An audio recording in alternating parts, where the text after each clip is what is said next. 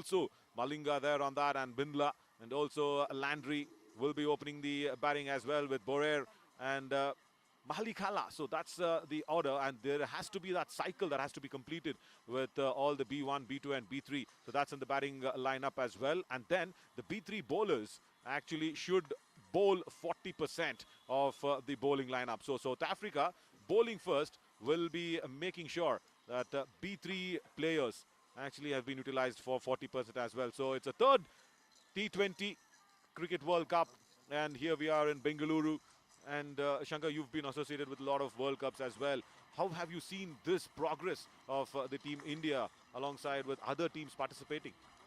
Team India has always been leading from the front, just as we see in the normal cricketing arena. But importantly, the other teams are catching up. And the credit for the other teams catching up goes to a very, very long extent to Samarthanam Trust for the Blind, because under the able leadership of Dr. G.K. Mahantesh G. Kevada Sannavar, as they say, it's pretty difficult for people outside Karnataka to pronounce the full surname. But nevertheless, it's been a very Herculean task which has been undertaken by Dr. Mahantesh to ensure that because there are thousands of specially abled, we cannot call them blind, they are specially abled citizens of the world, wherein they need to come into the mainstream and then be a part of the mainstream. That's been the noble purpose of Samarthanam, and that's why CABI, Cricket Association for Blind in India, has been doing yeoman service for the development of cricket. And yes, indeed, today we are seeing the blind cricket at the world stage.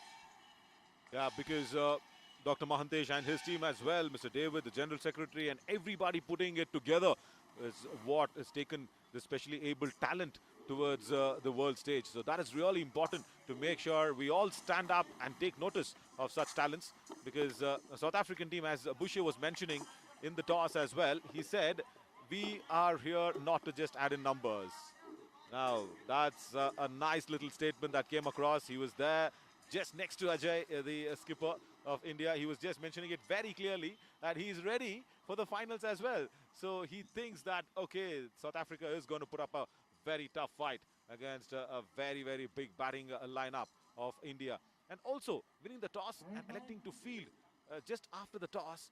We were discussing this off the mic as well. Was that a good decision from South Africa? Because India, having such a strong batting lineup, winning the toss, South Africa probably should have batted first. But probably they would like to gauge the strength of the Indian batting, and as they had said in the toss that they were looking forward for the finals, and South Africa will do well to remember that until and unless the last delivery is bowled in a particular match, you have never won the match. But confidence is good, but overconfidence will always go against you. Yeah, very much. I hope that does not turn against any team. We will see a very good fight between the bat and ball. And we are all ready for that first ball to be bowled. Small little formalities that has to be done. Memories being captured. And I also just talking about memories. Me and Shankar Prakash go back a long way as well.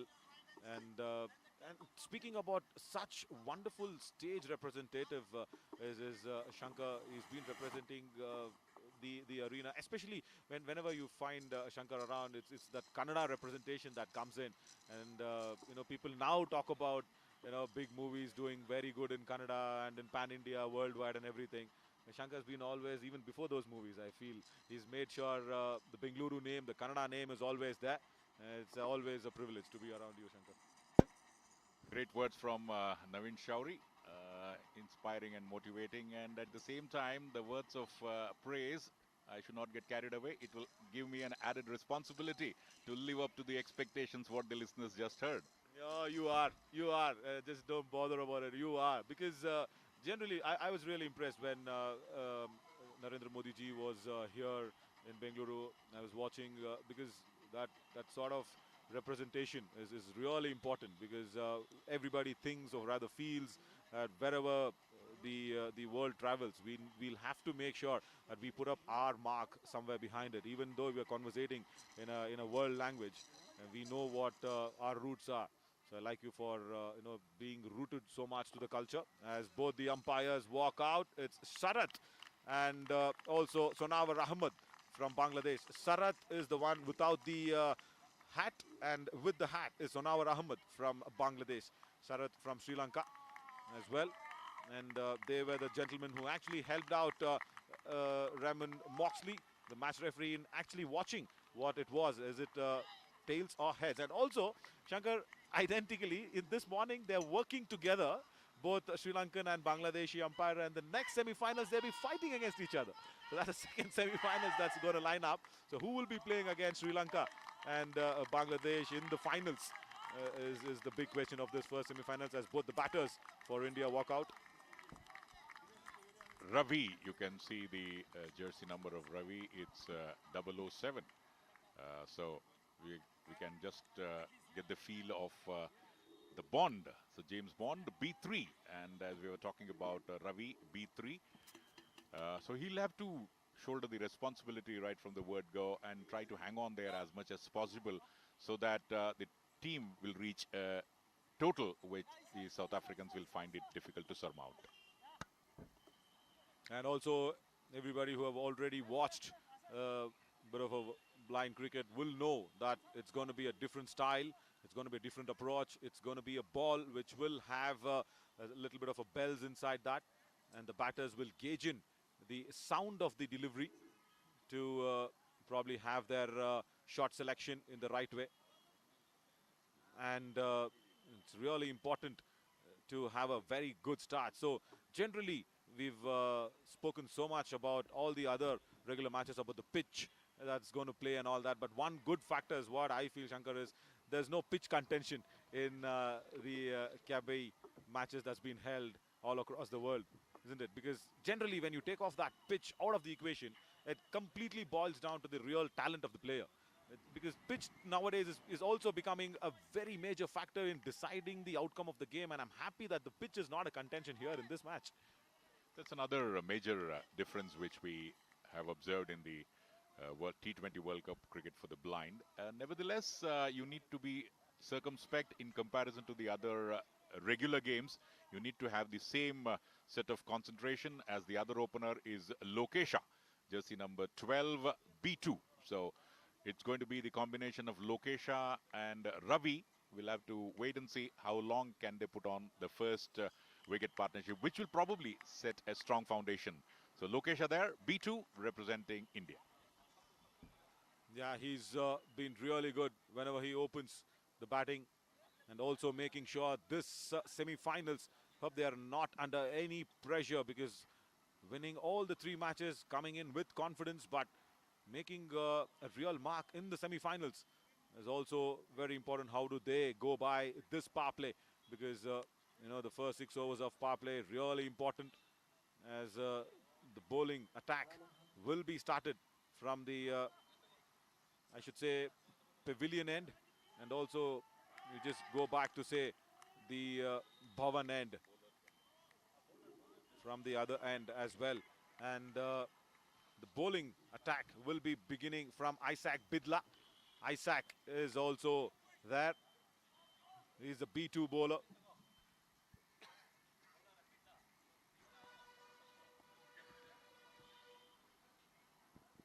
Isaac there, all set for the first ball to be delivered. And yes, jersey number 7, Isaac. Walking back slowly, and it'll be very important, the first over for India. As Sharad says, play. We will go ahead and have the first ball of the first semi-finals between South Africa and India. And the winners of this will be playing the finals in a couple of days. That's day after tomorrow in the all-important Chinnaswamy Stadium, KSCA. Generally another home for many players like us, where we've been nurtured there for a long time, and it'll be a dream for the especially talented players to play there the finals. Right, the first ball coming up. Bidla to Ravi. The first semi-finals of the third T20 World Cup. Gets connected, but well fielded as well. That's square leg. That's a good stop. Good cricket all round. Good delivery. Pitched up full. And also making sure the single is away, and India are away. Off the mark goes Ravi. 3 runs saved for the team. Straight away, one can say the full-length dive to the right, ensuring that the ball doesn't pass through. So that's a good start for South Africa.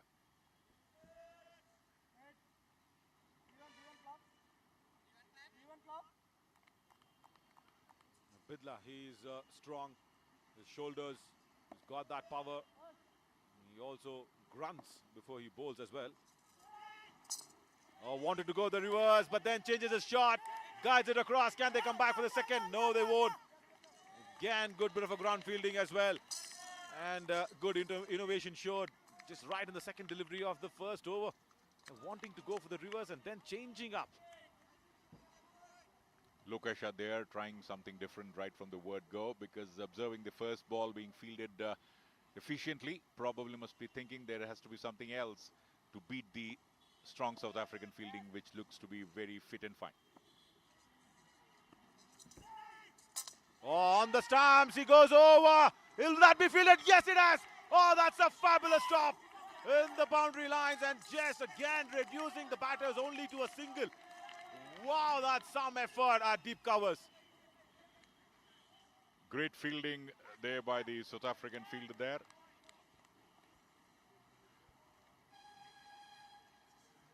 Francis, the fielder there, you can observe just putting the leg in the way of that shot. Slow delivery, there's a huge appeal, it's hit in line, and it's been given. That's the first wicket that goes by. Oh, that's a big blow. And this South African side, as they mentioned, they're not here to add numbers. They have struck in the first over.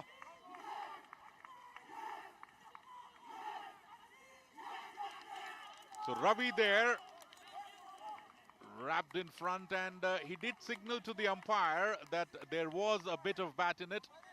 But unfortunately for Ravi, there's no Lokesha. It's in fact Lokesha coming back to the pavilion. Not quite happy with the decision of the umpire, but the decision of the umpire is final. You need to walk out. So great start for South Africa. Good fielding right from the word go, and this one decision going in their favor. Shankar, what a start. I'm stunned. South Africans always come out to give us surprises in all forms and all categories of cricket. And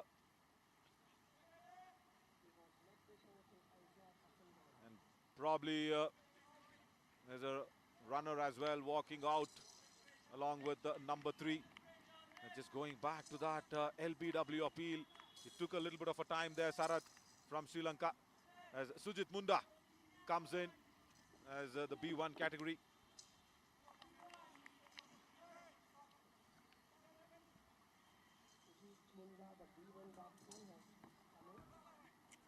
Sujit Munda, the B1 player, will have that extra responsibility of getting the feel of the ball closer to him, because the B1, B2, B3 have been categorized based on the level of vision, and that's the reason he's having a runner with him. Lokesha has just been dismissed, has come back, so he'll be there in the center. So that's the beauty of blind cricket, wherein even if you get out, there is a possibility to go into the middle and then be a part of the proceedings. So probably he will guide Sujit Munda how to face the delivery and where exactly the ball will pitch on, because B1 players will not be able to see anything, and the efficiency of the ear comes to a very large extent, wherein they will be able to sight the ball and hit it. Oh, he's not ready. He's not ready. And there, he just wants the guard to be mentioned. And Munda coming into this juncture at number 1, Shankar, for me, is actually a good thing for India, because what happens is when a B1 player scores 1 run, it's going to be 2. So it's going to be counted as a doubles, whatever he gets off his bat. So that's a nice time for India to send in Munda, because they need runs on the board, and already Bidla has struck gold.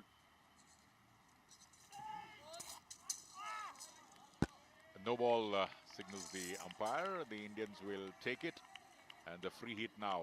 So free hit, and you will get double the runs scored. Yeah, absolutely. And no ball. And that's a free hit. That's a nice one for Munda. Where is he going to deposit this? Much needed.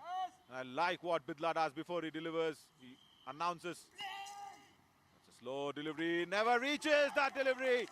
Right, it's slow, and he was searching for it, Munda. He waited for it. That's a nice one. But then couldn't make a connection. Gets a dot ball.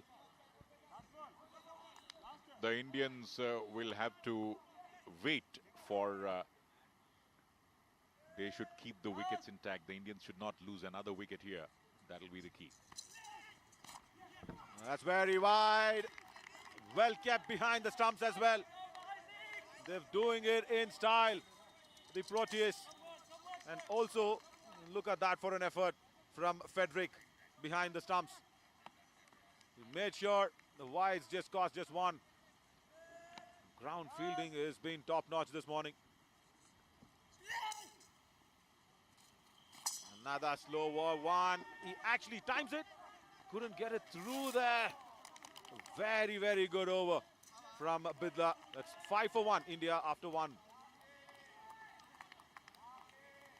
It's a good start for South Africa, and they were able to tie down the new man in Sujit Munda, though there were a couple of blemishes in the form of a no ball, but the bowler making amends by not conceding any runs at all of the free hit which was there after granted, and one wide ball. But that's okay, because the way the Indian batting has been projected, it looked the score would be at least 15 in the first over. So at least 7 to 8 runs have been saved in the first over, and it will be now left to Ravi to carry the responsibility. Being a B3 player, he will have to garner most of the strike and try to score as many runs as possible. The bowler all set for the first ball to be delivered. Yeah, it all depends on Ravi, because it's so important now to make sure the scoring does not get stuck and you keep the scorer busy. It's really important.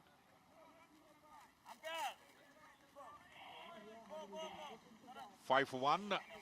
The South Africans taking time to set the field, understandably so, because there is a B3 player where the vision is far better in comparison to B1.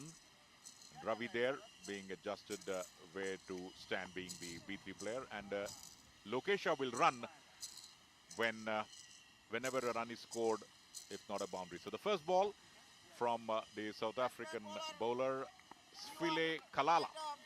Kalala there, signaled by the umpire to go ahead with the bowling, and Kalala is B1, so he can't see anything, so he'll have to just feel the sound inside the ball and then deliver, and also should gauge where exactly the batsman. So it's B1 to B3. Interesting contest here, and the first one there, and does well.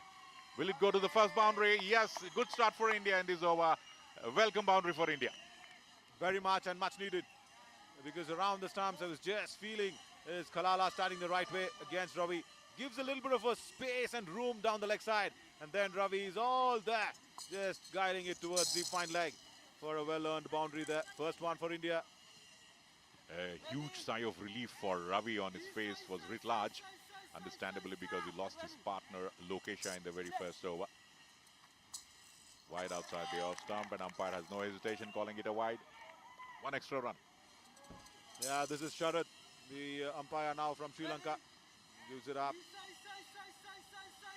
Nice to see Kalala just feeling the stumps, bowling it closer to the stumps. And then he'll have to re-bowl that. He'll have to re-bowl that again. A couple of extra deliveries. So important for the bowling sides, especially to get the 40% of the overs of the B3 players, and bringing in Kalala in the power play. And in that 40%, the Indians will look forward to score 80% of the runs. And that's what he has been doing there, taking the aerial route. No need to run for that, we were telling, but the South African fielding has been spot on, but cannot prevent the batsman from getting a comfortable couple. Now once again, gauging the width of that delivery on that occasion, Ravi makes some room over point. He knows it's a power play, so takes the aerial route. And once again, the chase was a full lively one, keeping it down to 2 as well.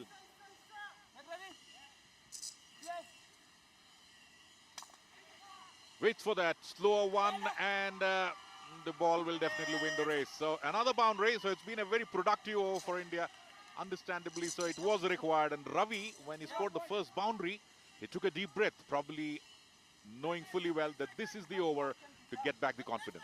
Yeah, he just plunges it to that long on vacant space. As it's a power play. He's done well. He'll have to continue for India's good cause. Kalala under pressure. What's coming up in the fourth? Once again down the leg side. Once again times it to deep square leg. There is protection this time. And it will be just a single. That's what South Africa wanted. They wanted Ravi off strike, the B3 player off strike, and now it's B1 to B1. Interesting contest. So Sujit Munda, how he will be able to score against Kalala will be interesting to see.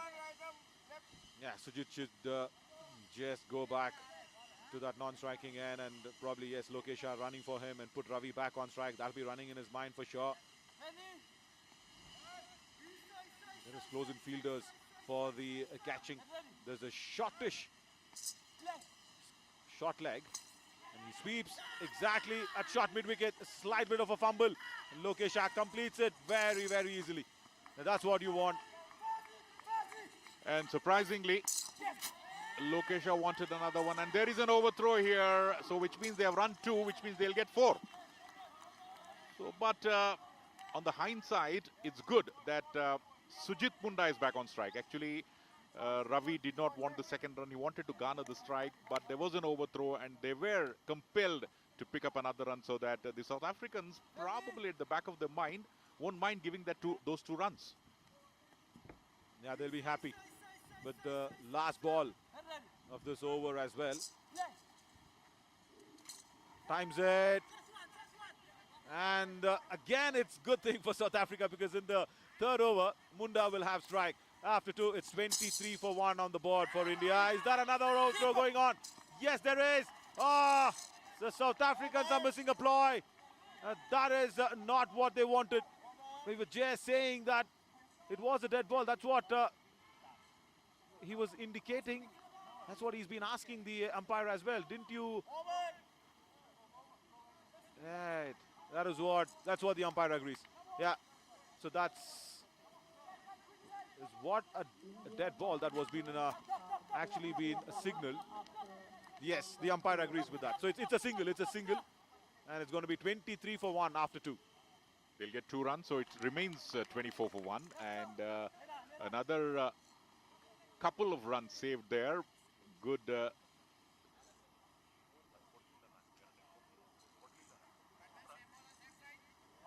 So finally, the call of the Indian appeal upheld finally, though in the initial stage it looked as though the umpires would agree to the South African argument, but finally all is well that ends well for India. So 26 for 1, and it's going to be Isaac once again to continue the bowling. And the first ball has been belted hard. They are looking for the second. There's a possibility. And harakiri there. Nothing short of a harakiri, but fortune favors the brave. Not always in cricket, but here at DS. Yep. Again a fumble. And Londe Bidla is making sure that overthrow was not being backed up. He's not happy with his team members. So there was a run short as well. But nevertheless, Ravi wanted to be on strike. So he was running towards the danger end. And Lokesha was not responding. But as Ravi will not be on strike, because it was a run short as well.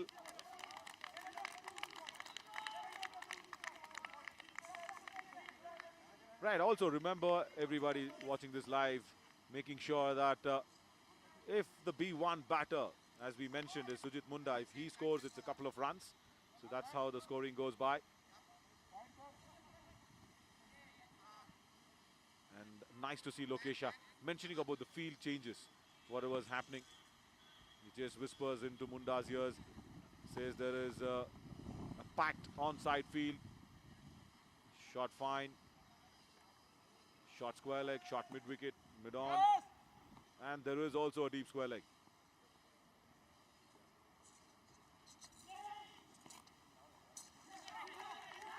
A quick run taken, we'll have to wait and see. And fielding blemish, but the South Africans never expected that a run will be taken, because 007, the bond in place for India, wanted the strike. Good thinking by Ravi. He also He was just charging ahead to make sure the strike is under his belt. Much needed. He wants to bat most of the power play deliveries. As Bidla now wants the right man on the right side.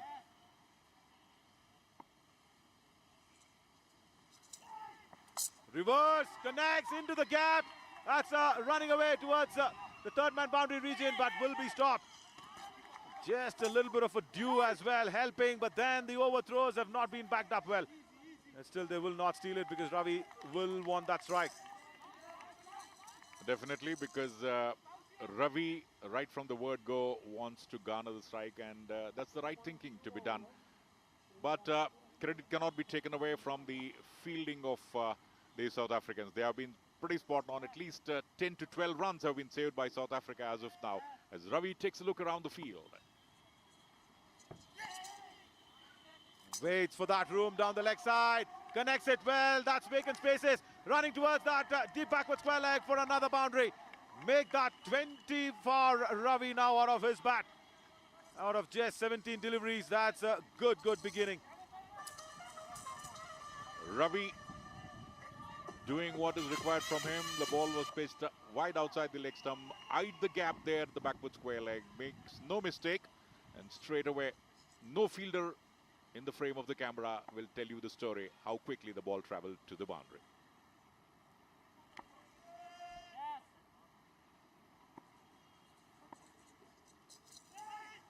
Bidla, quicker one, stops it off his own fielding. That's a good stop. It was hit hard. It's traveling fast. There was no mid-off or long off. It could have been another boundary in that over as well, but does well on that occasion. What's the timing of his footwork? With a lot of World Cup going around, Shankar. That's a nice stop. Yeah, B2, neither B1 nor B3, so that gives him a little bit of extra advantage in comparing to a B1 player, and probably was able to sight and feel the ball when it came closer to him and put a block in the form of his legs to stop that from moving further, and definitely saved 4 runs for his team.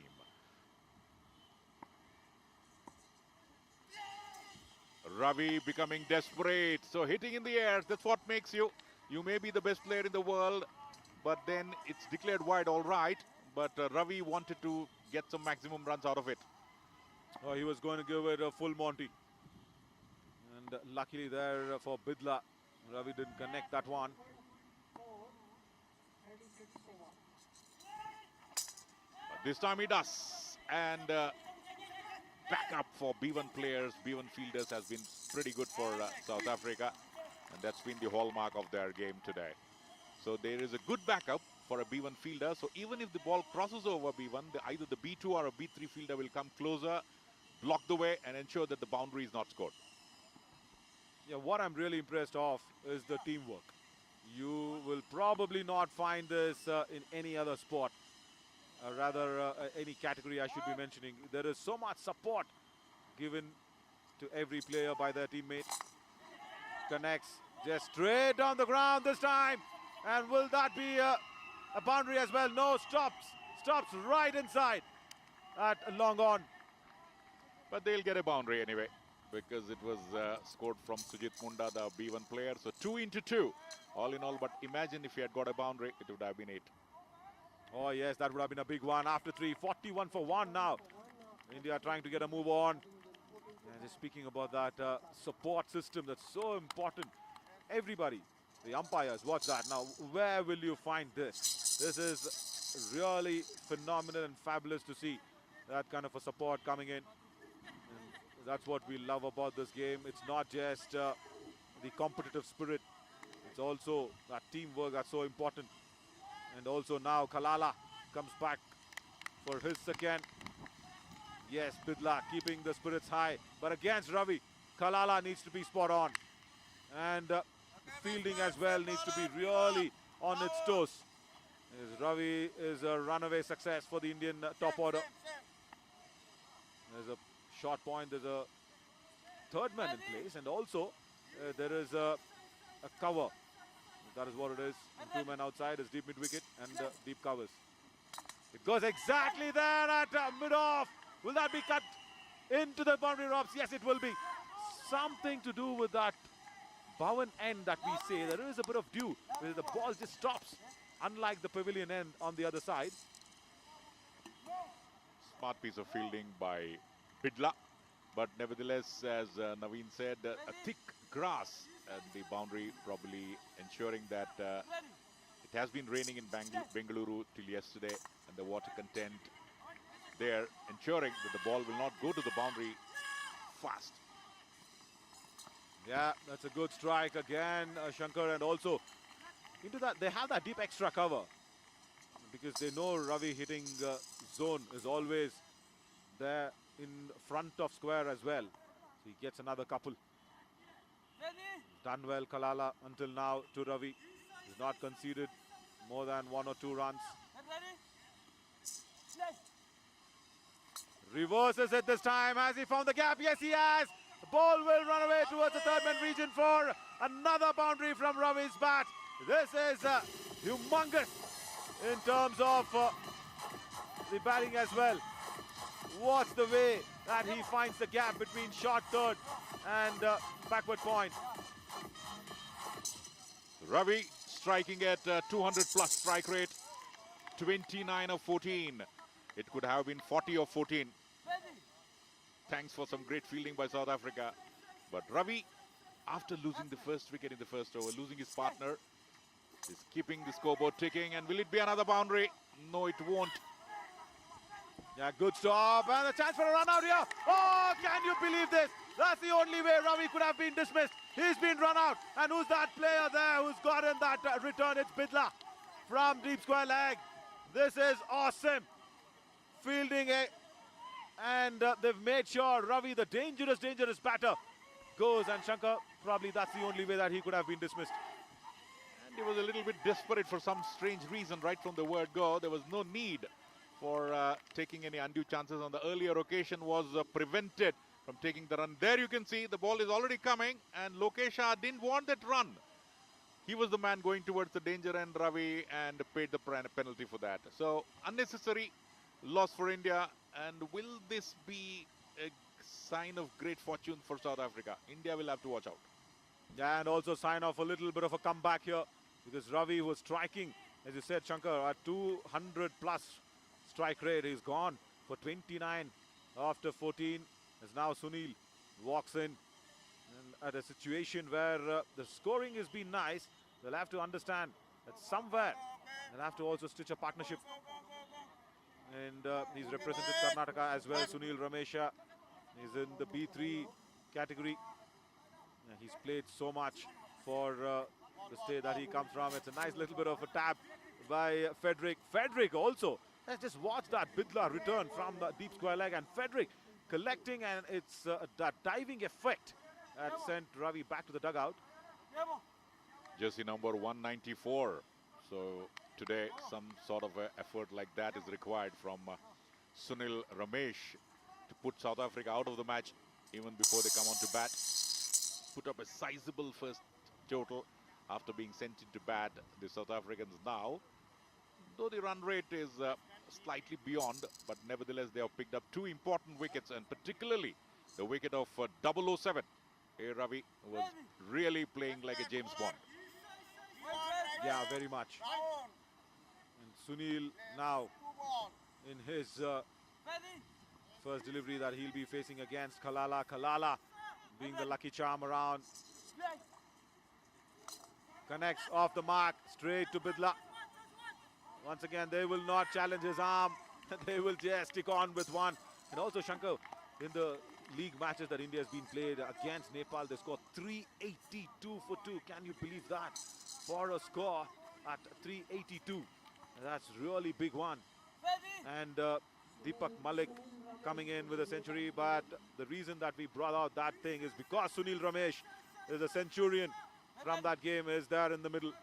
106, and he scored off just 38 deliveries. But that's Nepal, this is South Africa. 2 different teams altogether, and that's the reason why Nepal is not figuring in the semi-finals and South Africa is there. So cricket is a great leveler. It tells you one day you may be a king, but the other day you'll have to start from scratch. 4 overs gone, 53 for 2. India match evenly poised at this juncture. The South Africans now will look for another wicket, and India now will look for some big overs. Yeah, they should. They really should. And yes, there's another close one that's coming in as well.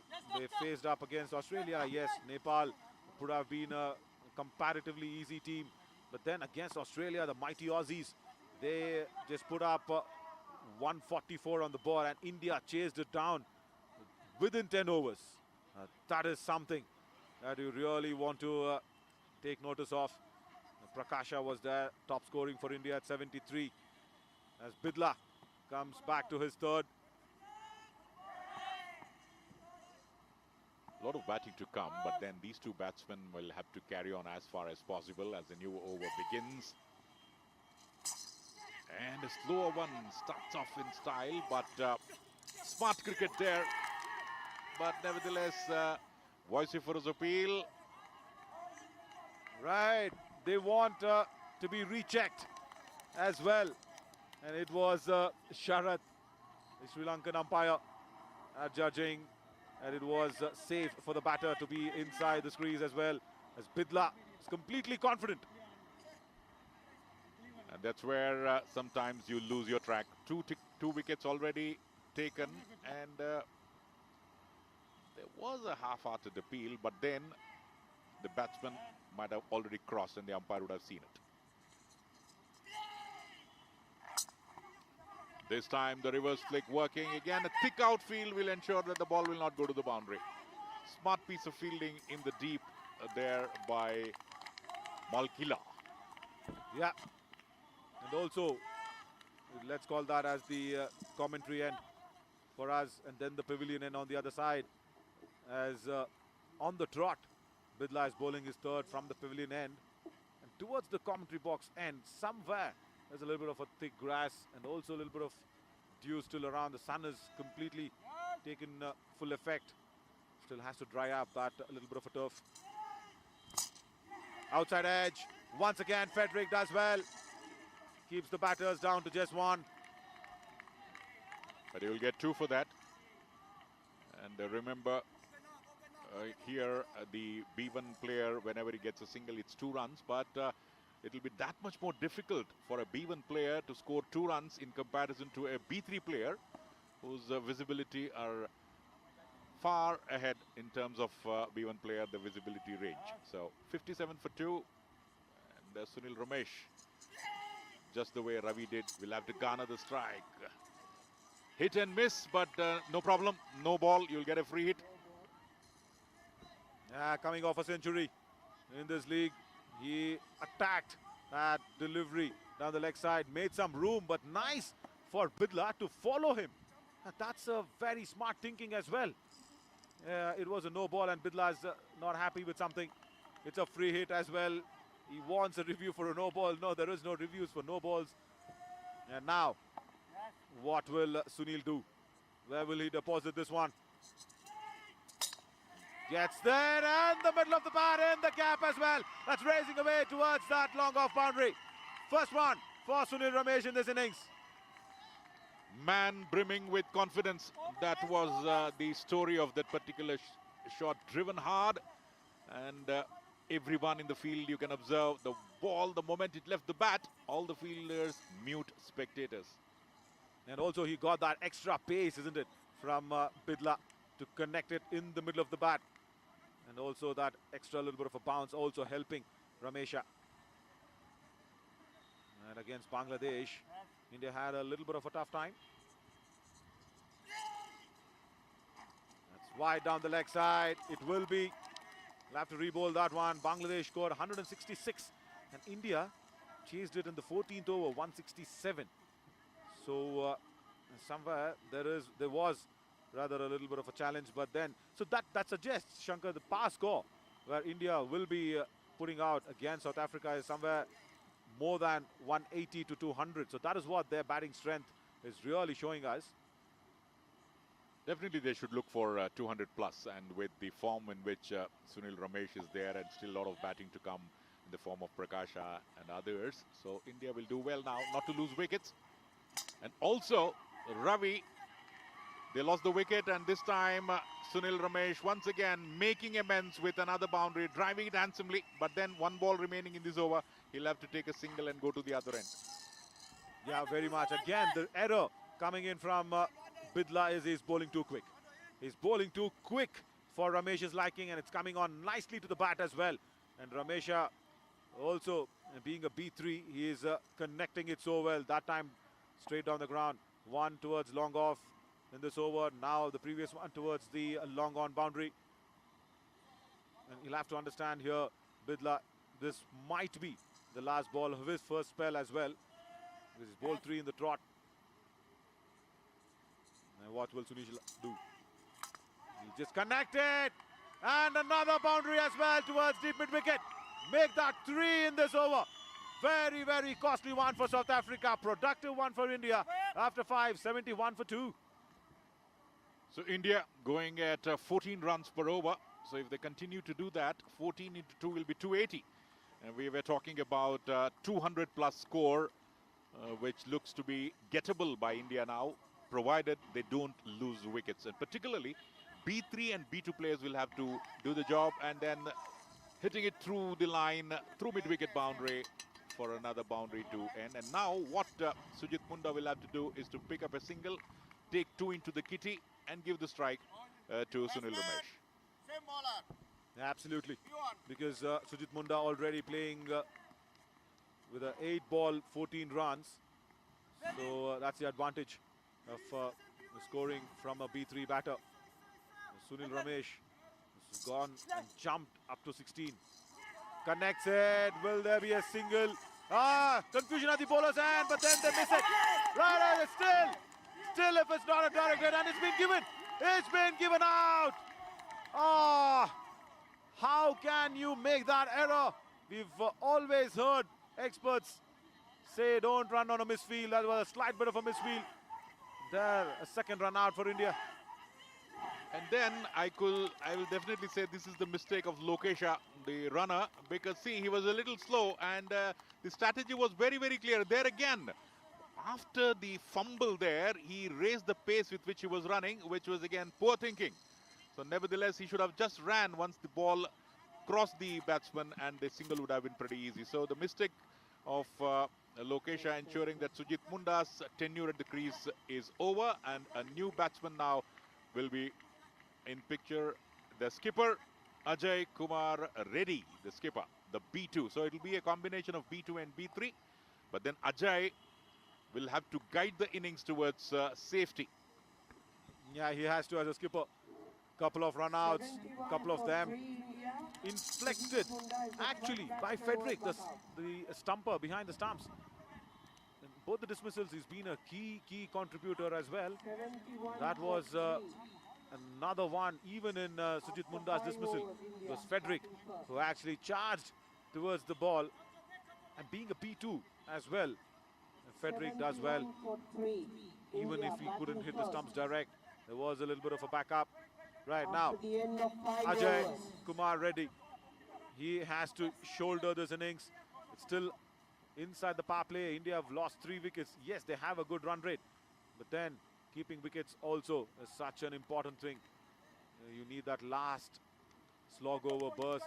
Do not forget, you do have still a long batting lineup to happen. Kalala, the bowler there, continuing the bowling from the commentators box end, and as we all know, Kalala is a B1 bowler, so he will be in a much better frame of mind to bowl those deliveries. And now these two batsmen must not commit any harakiri, as we are observing B2 will not get a help runner. Ajay Kumar Reddy there to take strike. Pretty confident captain. The body language says it all. And at the non-striker end, will take strike later, as the fully confident Sunil Ramesh hits it hard, trying to do that, but the bat came first and the ball came a little late, and that's the reason was not able to pick up maximum runs. Yeah, straight to David Landry at backward square leg. It does well. It was hit hard. It was traveling towards him. Sunil, he packs a punch when he hits them, and it stays hit We saw those couple of boundaries in Kalala's over. Again, watch that. Bit of a timing. Ah, misfield at covers as well. There is backup. That brings Ajay on strike for the first time in the semi-finals. Captain hasn't played too much of a game here in this tournament, Shankar, already in the World Cup. He's coming in the semi-finals.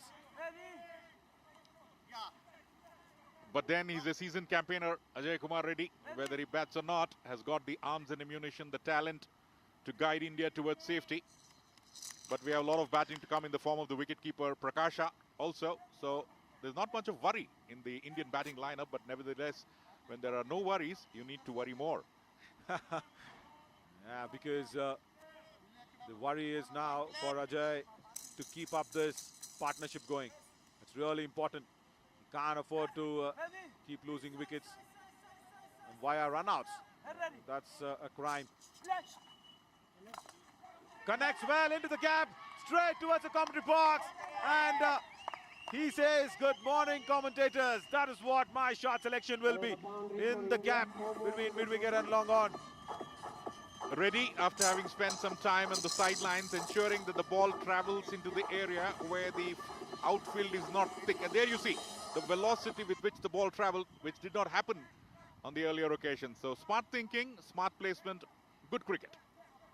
A very good timing to add on to that as well, because he's not giving any space to free his arms on that occasion. Kalala is bowling stump to stump, and also he bowls with a lesser pace compared to Bidla. So you'll have to create your own shots.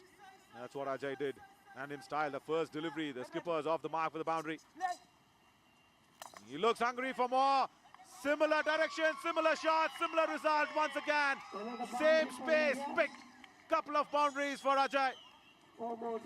Bidla was not able to stop that one. He tried hard. We can observe in this replay, Bidla, after observing the ball moving fast, decides to give up the chase, and rightly so. So two back-to-back boundaries. Good start by the skipper. I might not have played cricket, but cricket, as they say, is always played in the mind. Yeah, absolutely. He's picked the mind, and he's also picked the space as well. So important to end this power play in a high note, and that's what Ajay will be planning. Kalala under pressure. That shows under pressure. That's what I was gauging at.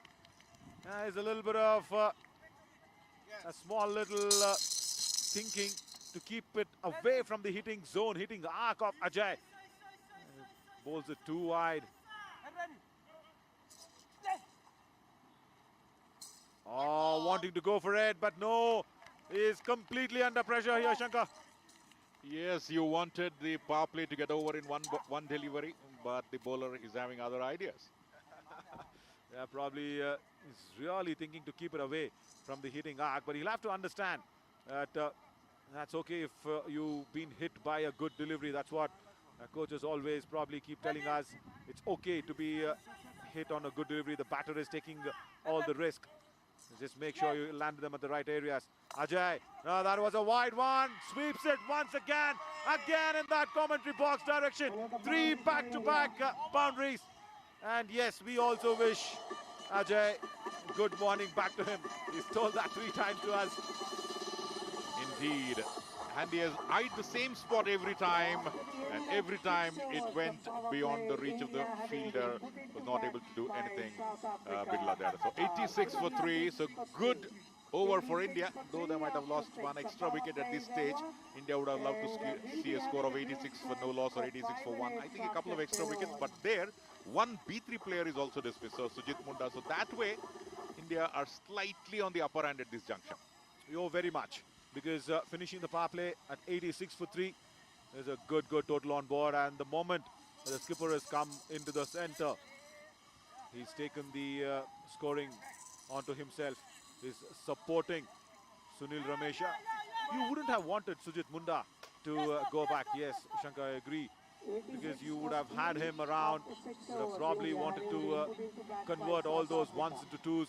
Would have been really interesting. But nevertheless, there is Sunil Ramesha, who's a better B3 player compared to Sujit Munda, is what I feel in the way he strikes those deliveries. Yeah, and There we have Sunil Ramesha batting at 17. And Ajay Kumar, 12 of 3. So 2 white balls were bowled. So 3 consecutive boundaries. A good start for the skipper. But nevertheless, Sunil Ramesh, 17 of 9, striking at 188. Ajay Kumar, early part of his innings, striking at 400. And that's what India would require now. Strike at least 200 plus. And you would reach another record total. And I'll have to eat my own words. South Africa is not Nepal. They're not, yeah, they're putting up some pressure as John comes in. John Skoredher is a B1 bowler, left armour, first left armour into the attack from South Africa after the power play. So they've stuck with Kalala and Bidla for that power play, where costed them 86. Is that left armour? No, it's not. There, John will have to re-bowl that one. Right armour as well. Now, why those 3 deliveries went for the boundary is because Kalala was trying to keep it away from the hitting arc of Ajay. And that resulted... Oh, that's a good stop. That's a very good stop to gauge the pace of the delivery and to make sure you put in that diving effect. It's a real good stop by John. So those 3 boundaries were costed because we were bowling them wide outside the off stump for Ajay, and he had that room to free his arms, make some space, and then find the similar position at Cow's Corner. That's what we call it, between long on and deep mid wicket. Now, John should not make that same error. He'll have to gauge the distance with which the ball will be delivered, and Ajay, after having got that belligerent start, will be eyeing for at least a couple of boundaries in this over, and India will definitely look for at least a couple of them in every over from now on, after having set a very strong foundation for a big total. And if there's a big total, South Africa will be under pressure straight away, and that's what he has done straight away. And there it is, the misfield, and it's 4. Again, this is what I said. John should not make the mistake of what Kalala did. He's just giving space and room outside the off stump. Again, it goes towards the same place.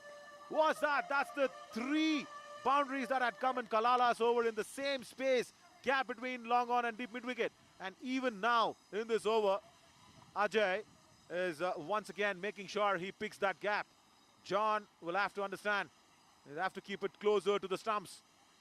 To Ajay, cannot afford to give that room outside the off stump. He's got 4 deliveries and he's not bothered to take any singles. It's just 4 deliveries that he's faced and 4 boundaries. South Africa under pressure straight away, but this time a smart piece of fielding, reducing the score to only a single. South Africans will now have to watch out for the onslaught of these 2 batsmen. They'll have to check the strokes, trying to bring the run rate a little bit down, which will probably give them an extra opportunity to pick up a wicket. Yeah, very much. That time John bowled it on the stumps as we were discussing about it, and that's why it was a first single there. A little bit of a room provided. There is no protection behind. Now this is Sunil Ramesh making sure he finds the boundary straight down the ground. John under a little bit of a hammering here in his first over. So this is what India is known for in blind cricket. The shots, you cannot take that away from any cricketing book. It was hit hard just where the 5th stump was there. You can't set a field for that. All in all, great shot. Yeah, very much. We were discussing of how Ajay has not got a single yet. And as John has to re-bowl that one, Shankar, I want to ask you, there is this, I don't know who introduced that phrase, rather that something called commentator's curse, but I keep saying that commentator's curse exists, yes, but in Mars, not on Earth. But then, these days you can travel from Mars to Earth. The curse may happen a little later and sometimes quickly. And you can travel with this, if it travels with the speed of light, it reaches faster, and if it travels with the speed of sound, it takes more time. Yeah, absolutely. And hoping that we will be commentating one day from Mars as well. Yeah, the day is not far away. That's a very good stop. It was traveling. Rather, that is what it was indicated at. It was absolutely blunted and probably reaching Mars as well with the bat swing of Sunil. Good stop in the deep, straight down the ground. Once again, got some protection at long on. John. Seems to be a very long over. He wants to get it over, and that's the right way to end it for India. And India getting to the 3-figure mark in the 7th over. And now Indians are scoring at 14.5 runs per over, almost close to 15 runs an over. And if 15 into 20, it's 300. So we'll have to rework our calculations and mathematics now. Oh yes, the pass score gets keep pushing away and away as it was deflected off Frederick's legs. That is what happened there. Sunila went in for that reverse flick. He deflected it off Frederick's boots. And that gave it an extra travel as well towards short fine. And how can you stop this run flow for South Africa is a big question now for them. Because after 703 for 3, yes, it is looking the projected at 300 already. The projection cannot be over 210, 220 for South Africa's liking. For that, they'll have to keep chipping away with the wickets. Especially this man on screen, the skipper, Ajay. So B2 and B3 forging a partnership here for their team. And India, after looking slightly out of sort when they lost the first wicket, Lokesha in the very first over. The momentum was provided by 007. And thereafter, the momentum is carried by both Prakasha and Sunil Ramesh. Absolutely. That was the first delivery here in this over, and that was a no ball. And he will have to go back with this free hit on this occasion. As Siavayu has come in to the attack. Right. Now, where will Ajay find his space? He's picked his spots all this innings.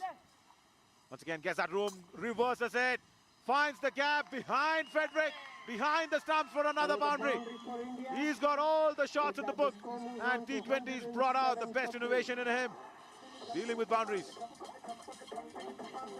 It was almost close to a wide, but sensing that it may not be called a wide by the umpire, he did not want to take the chance, put the bat in the way of the ball and then guided it towards boundary. So another important boundary for India. So the skipper making amends rather of not getting strike too much in the tournament and getting it full here. Yeah, I think he was saving the best for this semi-finals. That's happening. That struck once again very, very well. Long off. And long on will not cut it away. That's a good strike. He's also placed it to perfection, his timing. The thick outfield not working and also allowing the batsman to get another boundary. Sunil Ramesh, 28 of 14, striking at 200. That itself we were saying wow. But then for Ajay Kumar, a strike rate of 350. What do you say? Yeah, probably go the Kantara way and say wow. Right, that's what he's been given as 6 deliveries, 21 for Ajay. He's done well. Now the field drops back at backward square leg. Yeah, you need strong long on, long off fielders as well. Once again, goes in that direction, and again the same result. Make no mistake, this is the skipper giving a treat for all the Indian fans. When Ajay Kumar walked in, Sunil Ramesh offered him the respect of a captain and living up to his reputation, living up to his billing. Though being B2 and Sunil Ramesh being B3, but then Ajay Kumar is saying, B2 or B3 doesn't matter to me. I just see the ball and hit it. And that's the way to go. And India are now in the driver's seat. And they want to launch it from there. Oh, lucky there for Siavayu, the bowler. He just gets a dot ball onto that occasion. Commentator's curse halfway through there. Yeah, halfway, probably traveling towards Mars, Shankar. I don't believe at all, and have been contesting this phrase with everybody. And again, another same spot towards the commentator's box. And Ajay is doing it in style. He's running away with this. And that's how Ajay says to the commentators that how to convert a curse into boon. Yeah, very much. Make your bat do all the talking. As Ajay is running away as a skipper.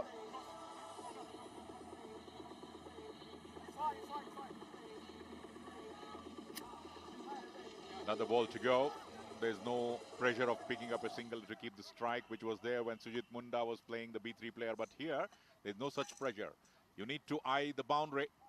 And South African players now trying to slow down proceedings, probably to get back some momentum, because the skipper is running away with the game. Yeah, he's jumped to 40 already. And nice Sivayua. He just felt the middle stump.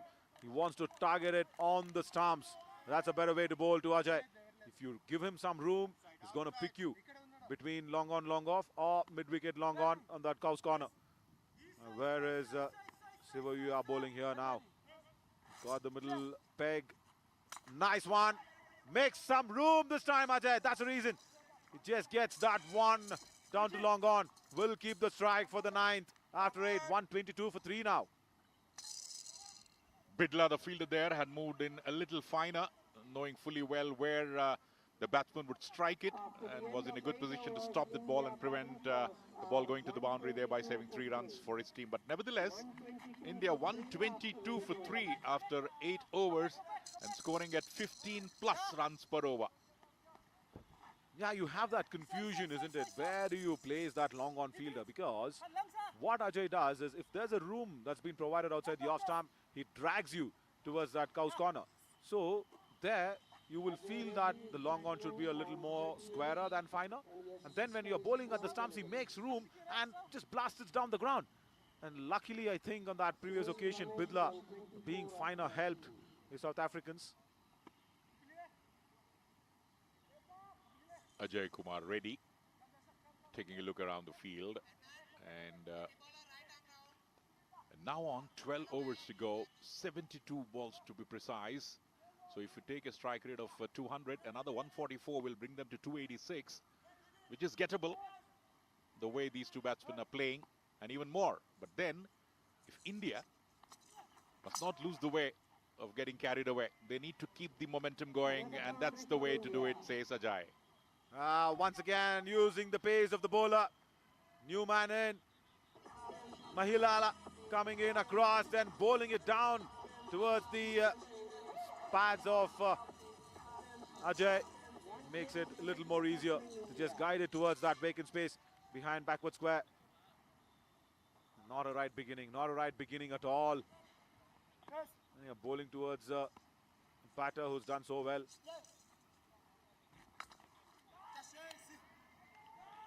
And no fielder there. The non-striker not interested in running also. And why would he? When you're dealing with boundaries, a smile on his face says it all. He's got the best seat in the house to watch the skipper bat in this fashion. Again, slow delivery been attempted.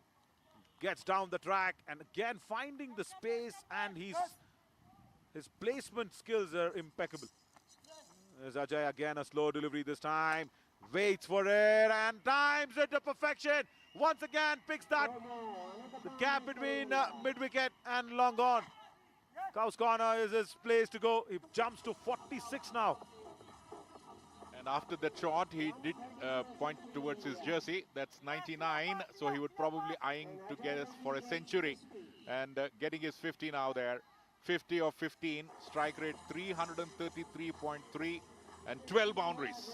So 48 runs have come through boundaries out of 50. You can't see that in normal cricket. Yeah, very much. That's why there's so much entertainment here as well. 15 ball 50, I think. It's probably reaching there as the fastest 50. One of the fastest 50 at least in the T20 World Cup in this 3rd edition. Down the leg side once again. There is protection at backward square. Will be shortened just for a single. Now after a long time, you will see Sunil Ramesha on strike. What will be running through his head now? He probably will now go in for the kill, and he will take probably more risks at this juncture, because the stage has now come wherein you can afford to take some risks now, because another 100 runs from here will definitely put India into a very good position as the bowlers are looking out of sort. Mahikla not able to get into his line and length straight away, and remember, he's a B3 bowler, so he'll have to be the best among the lot.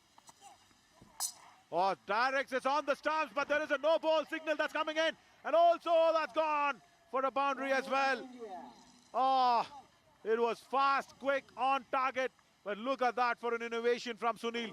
We were just discussing out of target from a long time, but that doesn't look like he's been out of strike. But he has got a century in the previous game. So that's probably the way to be on the toes all the time. And these two batsmen are now looking dangerous and menacing. You need some extra killer instinct from the opposition to get the better of them. Had all the time in the world to put it wherever he wanted, but then the placement was not there. Connected well, only a single. And now Boucher will actually be thinking, why did I win the toss and elect to bowl first? He should have just made sure they've been good in the field, but from the time Ajay has walked out, they've been searching for answers. And Frederick standing way behind. He knows the pace of the bowler as well. Again, room provided. This time he goes on the offside. Nobody back at deep covers. Another boundary. He was eyeing and favouring that onside, but this time goes off. We just observe a couple of Nepal players here. They were stunned, in fact. They were stunned on the field then, but now on the sidelines. Stunning batting by both Sunil and Ajay. And why not? India living up to the billing, living up to its reputation. 9 overs gone, 145 for 3. Now the run rate has gone up close to 16.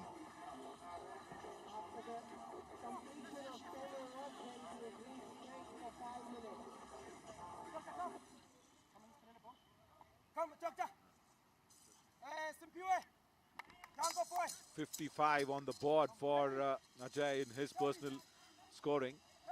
That's, I've been told, is only the second fastest 50 in the third T20 World Cup. Because the fastest is still there in the dugout. Prakasha, the wicketkeeper. He's up to come up next. And just imagine the South African plight if he's coming in with that form. Sunil Ramesh, 29 of 15, healthy strike rate, 193.3. Why I say healthy is because, and not a stunning strike rate, because 323.5 is the strike rate with which Ajay Kumar is striking. 55 of 17, 13 boundaries, only 3 singles taken. Whereas Sunil Ramesh had Munda as a partner for some time, so has got only 5 boundaries, had to take those singles to keep the strike. But now, it's a different story altogether. Right, we have a doctor in the house. It's Dr. Malinga. That's what his full name is, the bowler. Can the doctor cure the Proteas? Has come back. He's into the attack. Or will it be a tonic for India to increase the strike rate from 16 to 20 and get the highest score in the tournament? These two batsmen are placed right there, and here fielders fully spread out into the deeper positions. Yeah, and also good bit of a gauging there. It's Francis on that occasion. Deep covers. He did well, and Dr. Malinga is a B1 bowler. He's come into the attack. He's made sure he's gotten away with Sunil. Now Ajay, a dangerous striker. What's he got? Might have had some plans in his head for sure for a batter who's striking at 300. Same result, misfield at short mid-wicket. Another boundary. There's a light little misfield there by Kalala. Indeed, the outfield has dried up, and that's the reason why the ball traveled fast and the fielders did not have any chance at all. Kalala did dive, but the dive came in late after the ball passed through, and there was no chance at all in the deep by Bidla, who was not able to stop that, Isaac Bidla. Yeah, 150 up for the Indians already in 10 overs. So the next 10, why not another 150? That's what Ajay will be thinking in his head. And South Africa, one way the captaincy has done well to get the B3 players and B1 players in tandem. They need to have more of B2, B3 bowlers at the end. But whether it's B1, B2, B3, doesn't matter. Absolutely. He's just made sure he just have his bat do all the talking, the skipper. Number 99, Ajay Kumar Reddy. Wonder why he didn't play many leagues. It's because he was saving the best for this one, the semi-finals. They're chasing the wideish. Then good stop, very good stop at short third. That saved the boundary from John. Again goes there on that occasion at point. So how much of an effect the on-ground fielding will be stopping the Indians? The Indians now have wickets in hand. They should aim for another 150 plus here, because what you score in first 10 overs in a T20 game, you need to score at least 1.5 in the next 10 if you have wickets in hand. If not 1.5, at least 1.2, and that's what India will be able to do that if they have these two batsmen for some more time, because there is a lot of batting to come in the form of the wicketkeeper, the fastest 100 getter in the T20 World Cup, Prakash, also to follow. Also on that occasion, the ball got just held up in that outfield. Frederick, once again the keeper, having a half stop from his pads. And Shankar was just speaking about all the support that you have. Watch Frederick's pads. It's, I think, borrowed from an Indian player. In the air for the first time. Chance at deep extra. No, he drops it. Oh, that's a costly miss. Right. And again, Bidla in that deep extra cover. He was very well positioned for that catch. But the ball just popping out of the hand. Isaac Bidla, B2 player, should have taken this. Can understand if he were to be a B3 player, and he was in a very good position to take that one. Probably thought he has taken the catch before it came to him. Yeah, maybe that's the only reason that just popped out. Maybe he just closed the palms much quicker than it had supposed to be. Right, Ajay gets alive at 61. Goes on to 62 now of just 20 deliveries. He didn't want to do that. Bidla probably be kicking himself inside his heart. Again goes to him. The ball follows Bidla. Does well. He's a very good fielder there, Adib Extra. After 10, after 11 rather, that should be. Is it? Yeah, it's after 10. 157 for 3. Bidla there showing great temperament after having dropped the catch. We have seen on numerous occasions in normal cricket that the fielder would tend to misfield and concede a boundary or so. But then Bidla recovering very quickly. So after 10 overs, India, after being sent into bat, did not have a good start. But then the smiles came back on the supporters of India as they belted away to glory. And at the end of 10 overs, they are calling the shots. And also, the umpires called in the shots for the drinks as well. The drinks break gives us an opportunity to take a look at the scorecard. We have our very knowledgeable, experienced scorer Ravi with us. And of course, guided by the sincere, committed, dedicated team of Akash of Doordarshan Bengaluru, with Mr. Sudhakar eyeing at the helm. But nevertheless, we have a long list of team covering it, and that's been the hallmark of Doordarshan. Always supporting which is connected to the nation, and that's the scorecard for us. Ravi B3 was run out 30, unnecessary run out that was. He was in a good state, 200 strike rate. Lokesha did not trouble the scorers much, was gone for 1. Sujit Munda again run out, so 2 harakiris committed, but the dismissal of Sujit Munda, the Indians never thought about that. And thereafter, the skipper Ajay Kumar Reddy and Sunil Ramesh striking it more than 250 plus. And India now at the end of 10 overs, a superb run rate of 15.7.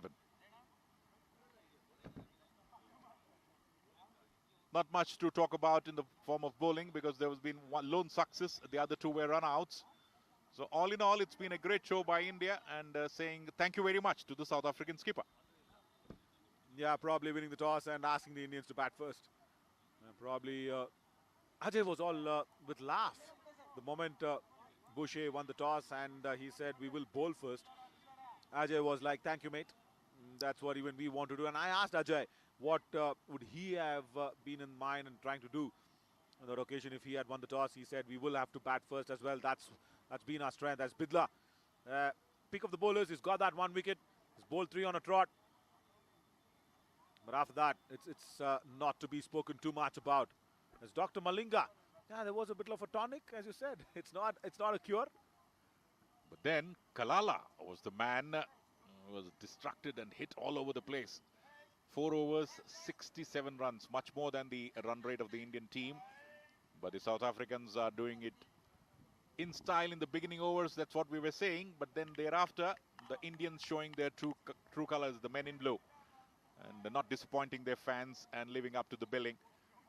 As this World Cup, the 3rd edition of the T20 World Cup under the aegis of the Samarthanam Trust for the Disabled, the cricketing wing, CABI, Cricket Association for Blind in India, the T20 World Cup for blind has indeed been a great success. Totally agreed. And what I'm really happy of is Dr. Mahantesh and his team has put up a platform for the recognition. No matter what you physically are, everybody wants that recognition. And to give that as a platform, yeah, totally. Take your hats off for that. As Isaac Bidla comes into the attack, and probably now coming back to make amends of what he committed the error on the field. And probably making sure he will pick up Ajay, but still Sunil will be facing him after the drinks break. Bhule, the B2 player, will be bowling. And after seeing the field, coming down the track, having a bit of a chat with his partner, the skipper. I think the Indians should not stop now. Must not watch for anything, just go for everything. Because they have 7 wickets in hand, 10 overs to go, run rate of 15 plus. All in all, good, positive vibes for India. Yeah, Shankar, I know you don't mince your words. And now let me, with your permission, put you on the spot. What's the target that you are actually eyeing at? 300. And I don't think it's a target. It's a winning score. Yeah, absolutely. And Sunil has heard you. He says, right, let me go for that 300 mark. On the stumps, first delivery after the drinks break. It's as if there was no break at all in the batting. Sunil Ramesh strikes it down the ground. It was bowled very straight. What can you call as an error from the bowler? It's just batter's brilliance. Picks the gap at long on. 300 plus looks very, very likely now for the Indians. One of these two batsmen will have to be there though, because Prakasha, even if he comes later, will be the new man in. But then, no problem. Why 300? Why not 350? Why not? Yes. And then a little bit of a width provided, make some room and blast it towards those deep covers, vacant deep covers. And when a batter attacks you on both the sides, you will be really confused as a skipper. And Boucher, yes, he is. Deep covers, nobody back there, acres of spaces left. Samarthanam as an organization under CABI want to go back and discuss on the initial days of all the things that's been coming through, because most of them watching this World Cup will probably now be seeing, okay, India has a strong team. So, that's a good strike down the ground, good stop as well at long on. Sunila gets one. But they had their hardships, isn't it, in the initial days? Absolutely. Because convincing is one of the most difficult things to be done. And people should believe in your ideas. And getting those ideas to be believed is another Herculean task. Because once the ideas are believed, people will come flocking to you. But then getting those initial things, it's just like a cricket innings. Getting the first run when you come into bat is difficult. But once you get into your 20s or 50s, then a century might be not as so much of a difficult proposition than getting those first 10 runs. And what a good trailer made line that was in the air. Now fumbles couple of times, puts it down again. Ajay, oh, he's gone and up at the right side of the bat, and yes, doubly right for me. Again, opportunity going down at long on. Ajay taking the aerial rule for the second occasion, and this time it was Francis. The ground fielding has been good, but then the catching has been little damn squib, one can say straight away, straight into the hands, was in a good position and then popped it out. A couple of juggling act as well. Couldn't grab it in, Francis. How much of a let-off can you give Ajay? We're discussing 300 plus, and Ajay's got 2 let-offs already. Probably the power with which the ball was belted would have also gone in favor of the batsman, because we have seen right from the word go, the thick outfield ensured that the ball did not reach the boundary. But the moment the skipper came in, the wet outfield did not pose any problem for him. So we can imagine the type of power which he injects into the shot, which has ensured that he got 2 lives. Makes room, goes to the pitch of the ball and blasts it over deep extra. Sunil this time gets another boundary. It's been a chanceless knock for Sunil right from the word go. Came in when the position was a little shaky for India, having lost 2 quick wickets. But then thereafter has gave the start, which enabled the skipper to strike right from the word go. And Sunil not to be left far behind, also now getting those boundaries. Yeah, good thing from the bowler that he followed the batter, but then hitting power of the arms coming down in time. Yeah, you spoke about ideas, you spoke about the earlier initial struggles. Yes, as a batter, yes, getting that first run off and getting off the mark under your belt is so important. But speaking about ideas, since Cabby and Dr. Mantesh, everybody, Mr. David, they're all in good connections. What do you want to pull up that idea for women's cricket under Cabby? The thought is already there in the mind of Mahantesh, because he has now put in a very strong foundation for the Cricket World Cup for men. And definitely, why not? Cricket World Cup for women. It will be another eye-opener for the entire world if women's cricket for blind also happens. 173 for 3. It's already on the pipeline. It's in the cards, and that should happen anytime. So in that case, a lot of cricket will be played, and then the idea of Dr. Mahantesh to get the specially abled citizens into the mainstream will get that much more extra pace. Room provided, hits hard, Isaac stops it, no, half stops it. Oh, it's a boundary. It's a boundary there. Isaac putting in that full length dive, bouncing off his head. Rather, on that occasion, the boot does not help him. Around the field, smart piece of jump there, but then the ball did deceive him in the end. His favorite zone, commentary box. The gap between long on and deep mid wicket. I think he's scored some 30 plus runs here. Yes, indeed. Probably he might be watching us right from the strike. Take that towards the commentary box. Yeah, what an entertainment for us and everybody watching live. And also, Shaka, I've been told the Women's World Cup is already on the cards, and it's going to be starting from the Jan, maybe. The Nationals, not the World Cup. Nevertheless, the World Cup is on the trot. Yes, it will come in. Again, commentary box, and good bit of a stop from Francis, but then kicks it away. Cannot stop the boundary. So the Nationals for the women's blind is going to happen from Jan.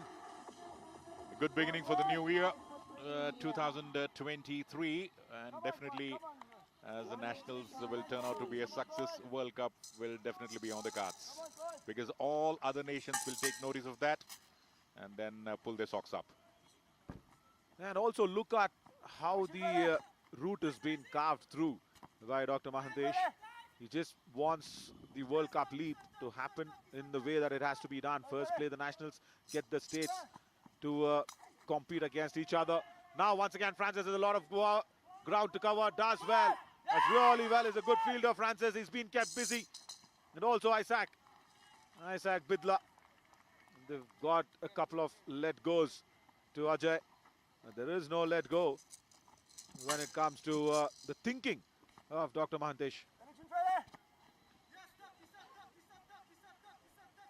186 for 3. It's been a very productive over, and just the way the Indians wanted to increase the run rate, and no need to jump for that. And the first 6 of the match.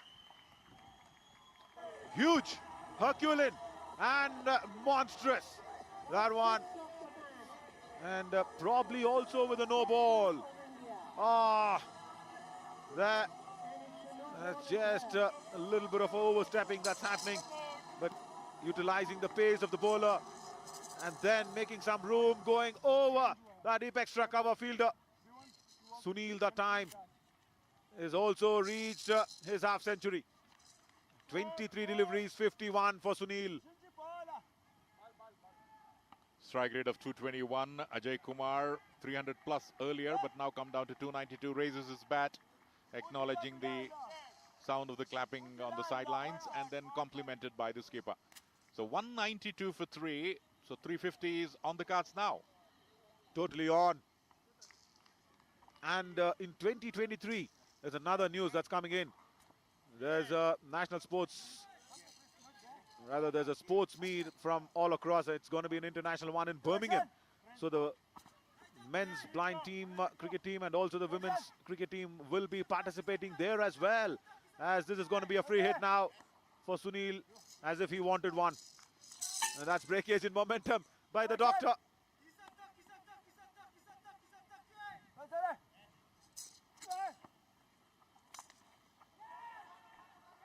Again another 6. Back-to-back 6s. Sunil now looks like has taken the charge. Yeah, totally. 199. And the reason for him striking so well is making room. And also Frederick taps Sunil's back. Look at that. On the stumps, makes some room and blasted over that deep extra cover fielder once again. Couple of times. And Bidla, that Launde Bidla, is just a mere spectator on a couple of occasions. Now where will the bowler bowl now? 2 back-to-back 6s. He probably knows fully well and may bowl a wide or a no ball, being under pressure. But then, even if it's wide, the ball needs to be hit, and that's what they have done. And another 6, so 3 6s. Yuvraj Singh is the brand ambassador of the blind cricket. 3 back-to-back 6s, and if he gets the next 3 ball strike, he won't get it. But nevertheless, the 3 next deliveries, if he hits for the 6, it'll be a great sort of thanksgiving to Yuvraj. Yeah, very much.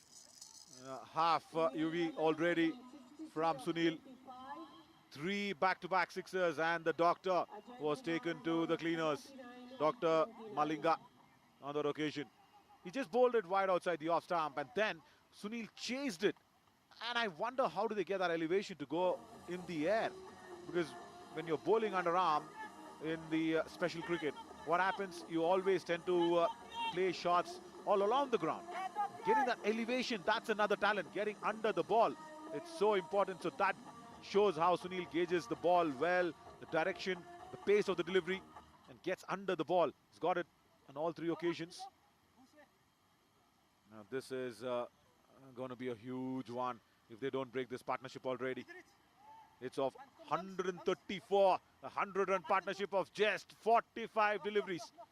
That's massive.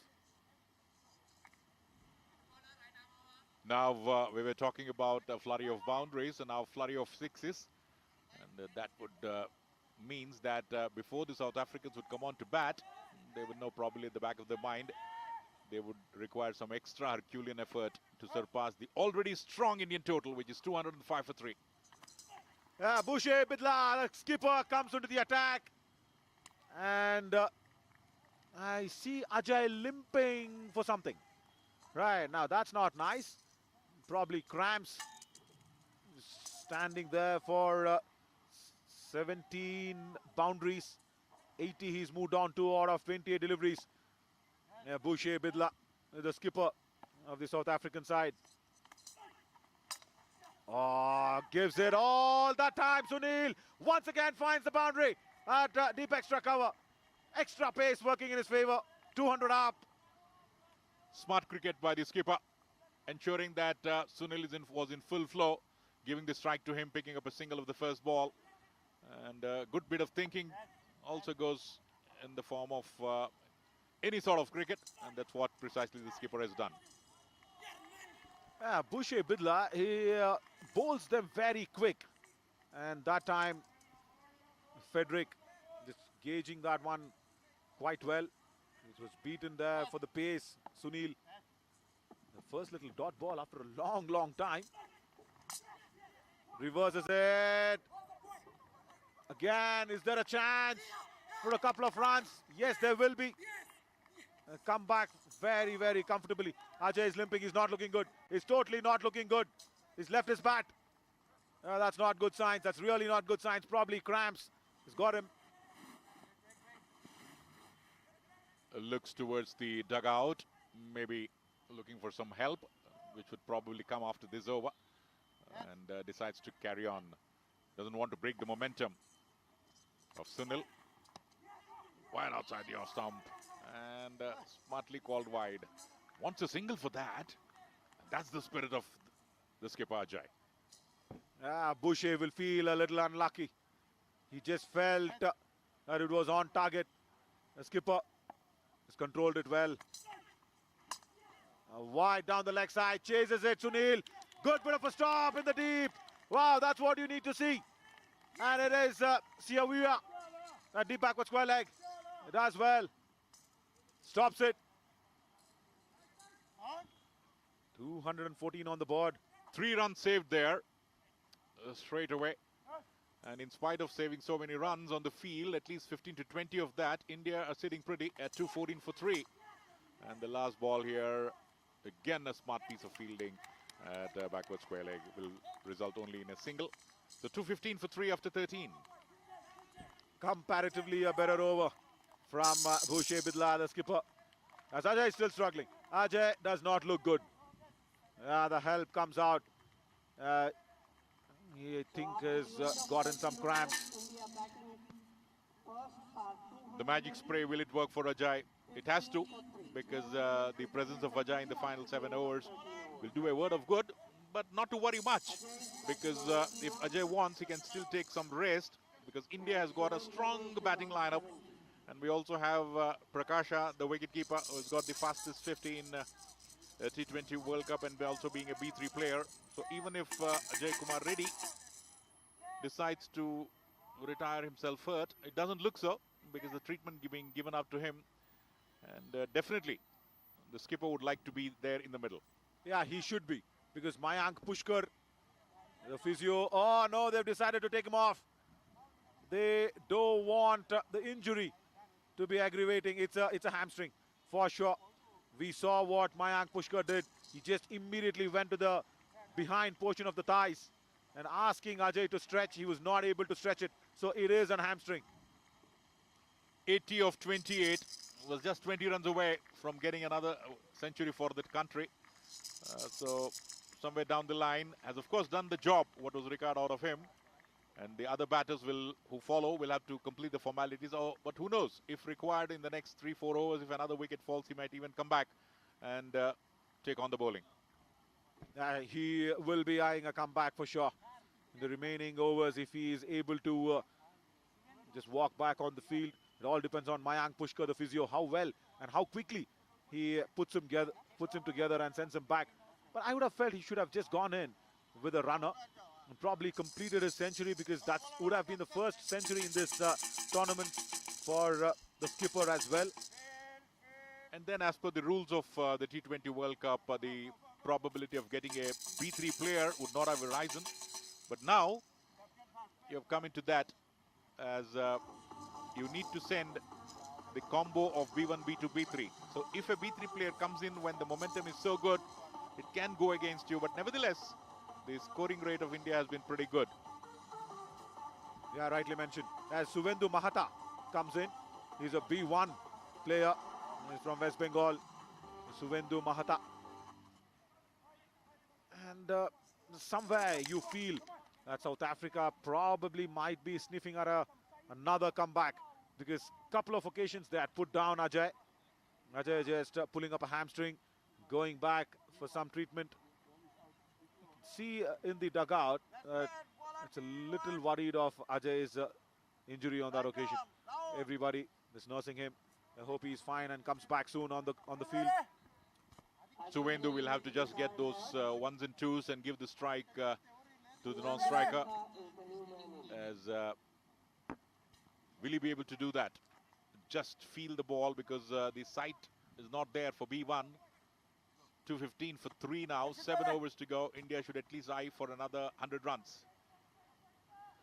They should. As Dr. Malinga comes for his final over.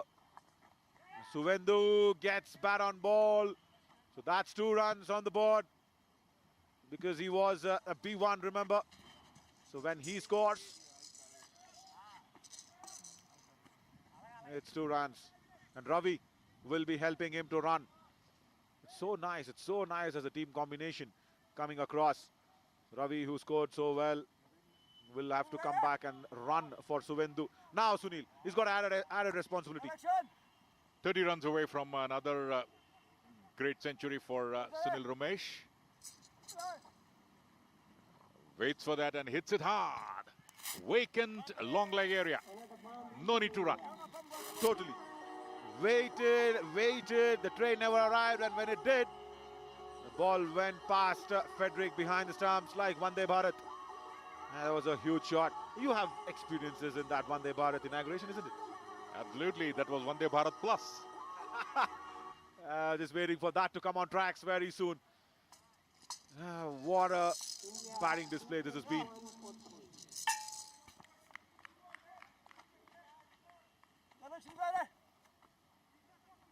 Doctor, where are you targeting this one?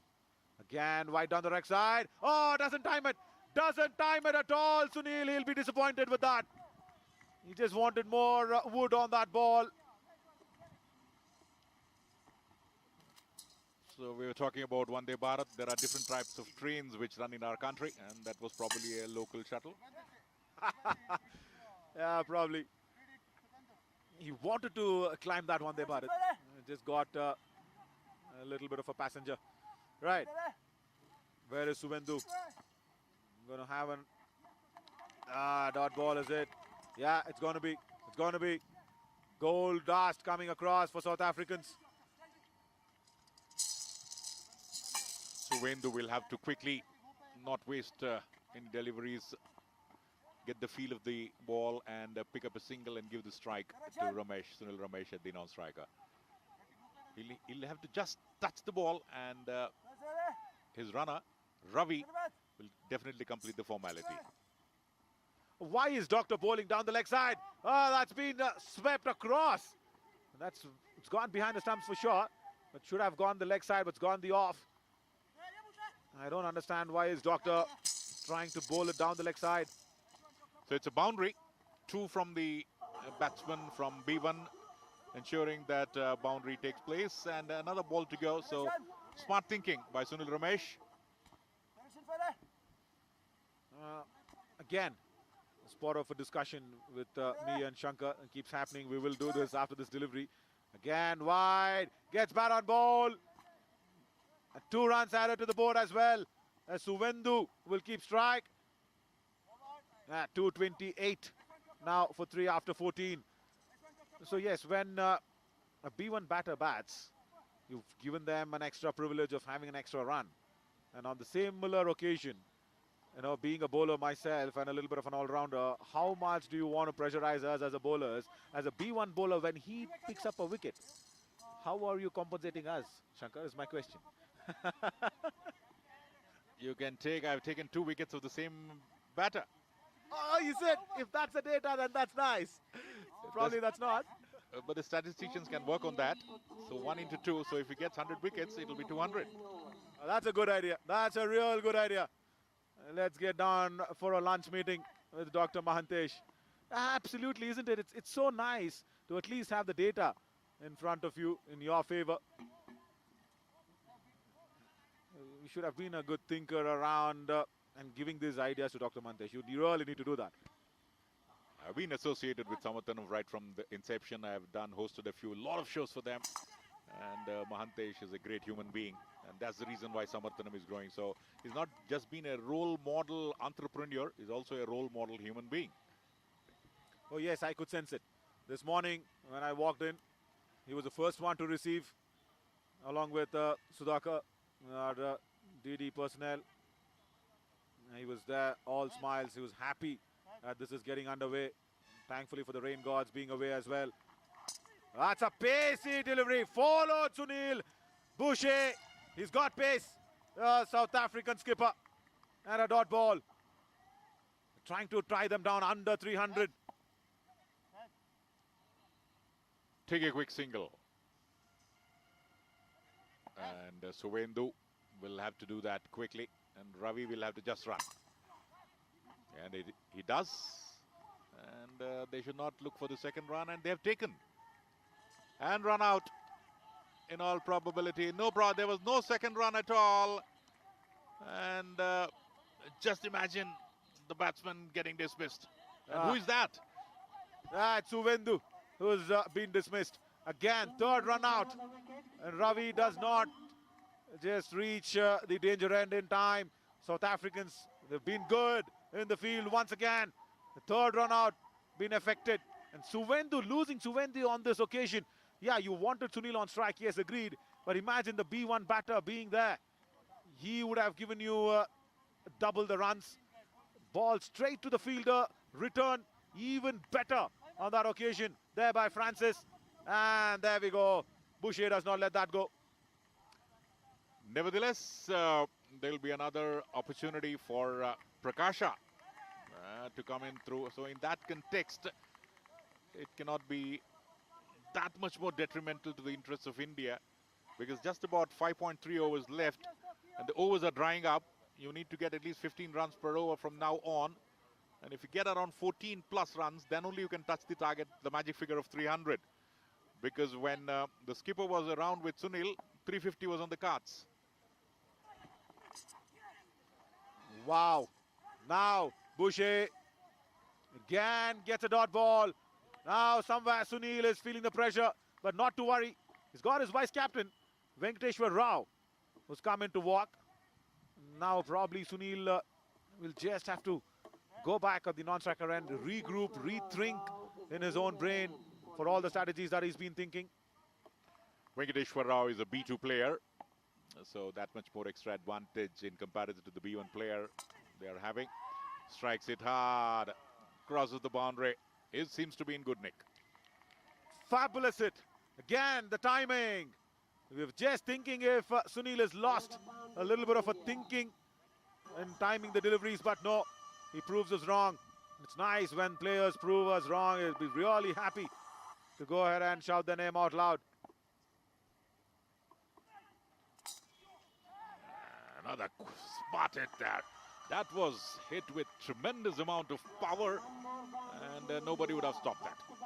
Again, Boucher's pace after 15 to 39 for 4. What's that? It comes at a good pace.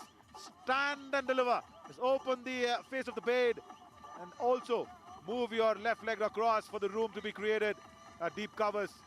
Sunil already now. He's reached 86 out of 37 deliveries. On the verge of getting another 100 here. The skipper Ajay Kumar Reddy missed out, but you never know, he can always come back if required.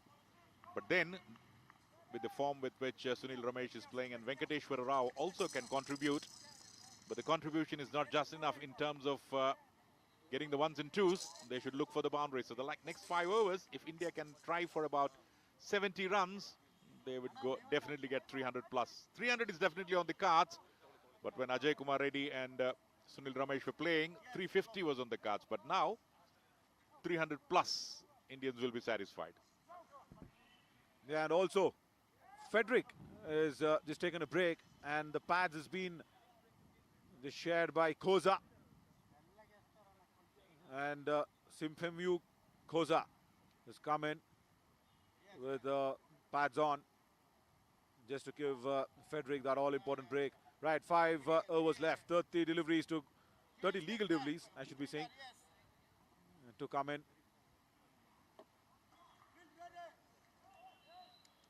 somewhere Boucher will be feeling that there should not be extra pace that has been providing for these hard-hitting batters. Now, vice captain Venki on strike. Oh, that's a no ball. That's a full toss, and it will be caught outside the ropes as well. That's a six. That's a six with a no ball. Probably slipping out of the hand on that occasion from the bowler. Bidla there, the fielder there, should have at least tried to push the ball in, which he didn't do. On the contrary, tried to catch it as hits very strongly there, and was inches before the boundary line. Could have tried to push it in rather than tried to catch it. There was no use. And another boundary. Yeah, and again, Venki, the vice captain, has got it. First two deliveries has gone over the ropes. So 12 for the Venki. Now, how can you get away with all this? Captain scores so much.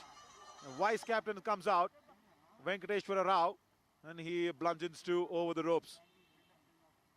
Issues now for South Africa.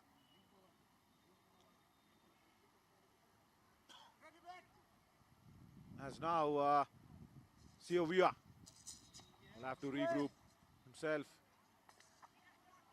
Strikes hard, straight to the fielder at long on. Nice one, boy. Thankfully, they'll say, okay, you've been off strike, but then look at the danger. Sunil. Eyeing the three-figure mark, Sunil Ramesh, and is in good stead. Chanceless, blemishless innings so far. Mixture of caution and aggression. Started off aggressively, was cautious when the skipper came in, but here, inching towards the 100th mark, now getting into his 90s. Striking hard and also in the gap. Once again, making room. Look at that. That's been the hallmark of Sunil's batting. And then you just have a deep mid-wicket and a wide-ish cow's corner. Vacant spaces not long on and long off. Again makes room. Again goes the long off his way. Even those singles now will be hurting the South Africans. 10 runs away, Sunil Ramesh, and 91 rather, 9 runs away after that single. Venkateshwara Rao has started in good fashion. Oh, doesn't time it, doesn't time it. Would have wanted a little more wood on the ball. And he started in a blazing fashion, yes. First up, got the no ball, hoisted it over deep mid wicket, and then easy lolly that's come across. Reverses it, Sunil, there's nobody behind. And then it'll run away once again at backward point for another boundary. Goes on to a 95 this time, Sunil. 16 overs gone, 263 for 4. 4 more overs to go. India will look for another 50-60 runs from now on. And importantly, Sunil Ramesh is just 5 runs away from a very well compiled 100, striking at 237.5, 14 boundaries and 3 sixes. But Venkateshwara Rao, who has just come in, has already belted 2 sixes. We were just feeling, after Ajay's unfortunate departure with a hamstring, we were just feeling the run rate could drop. But no. And the wise skipper says, come on, have nothing of those sorts in your head. As Khoza will probably give it back to his skipper. Right, Boucher, Bidla, I think he's coming in for his last over. He should understand that he should not be providing extra pace, especially not against Venki. The tall batter can use his long handle as well. If he doesn't give in pace, he has a problem, because if the ball comes slowly, the batsman will decide where to hit it. That's the batting of India today. Oh yes, very much. And what is it going to be? Pacey, but off target. Off target completely. And he'll have to re-bowl that again. Khoza very intelligently stands way deep. But there was a single there. And because the ball was pitched wide and before it could reach the wicketkeeper, the non-striker Sunil Ramesh on 95 was on halfway down. But observing that Venkatesh Perera was not interested, and that's the reason why he was not interested for the single. I want boundaries. Yeah, very much. Off target. Boucher once again down the leg side, firing it in. Finds the gap between deep square leg. Look at that for a placement. And with power. There was a short square leg fielder, but he just placed it towards the right of that fielder. Brilliant, brilliant. This by Venki. And also brutal at the same occasion. Oh, that's a huge appeal. Is he being given? Yes, he has been. Oh, Boucher is just sending off the vice skipper with a lot of happiness. Boucher Bidla strikes, and what a good strike at the right occasion. Struck in line, straight, plumb. The point is that Sunil Ramesh is off strike, and that's the key. We're talking about a single which could be taken, hit in front of it, but Venkatesh Perera did show it to the umpire that there was a bit of a bat in it. There's no chances of any referral here, and that's the reason he'll have to walk back. This is the second dismissal. Even the first dismissal was a little bit of doubtful, but nevertheless, nobody will talk about it because Indian score is pretty heavy, pretty huge. Yeah, very much. Sarat on that occasion, judging the vice skipper. Can they peg the Indian total under 300? For that, we'll have to see the back of Sunil going back to that dugout. So important. Prakash Jairamaya who comes in. Yeah, he's also from Karnataka. And also the man who we were waiting for. The fastest 50 in this T20 World Cup is in his name. The stumper batter, Prakash, comes in. Prakash Jairamaya will have to do a Dinesh Karthik here. And to probably try 325 plus. Right, let's mention it as Ishan Kishan maybe. Yeah, the word of a finisher doesn't exist. Whoever bats at the end should be the finisher. So it's a misnomer, the term finisher, if you're batted till the 15th over. Now Sunil Ramesh should be the finisher and maybe giving company Prakash Jairamaya. Yeah, misnomer, rightly put across. And I feel for Dinesh Karthik. He was just forced and pushed into that finisher's role, which he could never do. Right, now look at this. Huge strike. And also off the mark. Huge bat lift by Prakasha. Good comeback over by the bowler Boucher. Nevertheless, making amends for the mistake committed earlier. Bule Bidla as another boundary on the cards there. We'll have to wait and see. Yes. So now 99. On 99. And wondering what is those numbers behind the batter's back. Sunil has got 194 on his back. So that's his highest total in one-day internationals, 194. And for Prakash Jairamaya, it's 284. That's what he's got behind his jersey as well. Wow. Coming in, number 6 is Prakash. He's timed it well. Once again, Sunil. Deep backward square leg. Good stop. Very good stop. And that was David Landry. And Sunil gets to that 3-figure mark. 100. And in our semi-finals against the Proteas, Sunil Ramesh, 42 ball 100. In his mind, he would be thanking the skipper, Ajay Kumar Reddy, who provided that vital momentum and reduced the pressure on him. And being a B3 player, a triple figure mark, another 100 in the World Cup.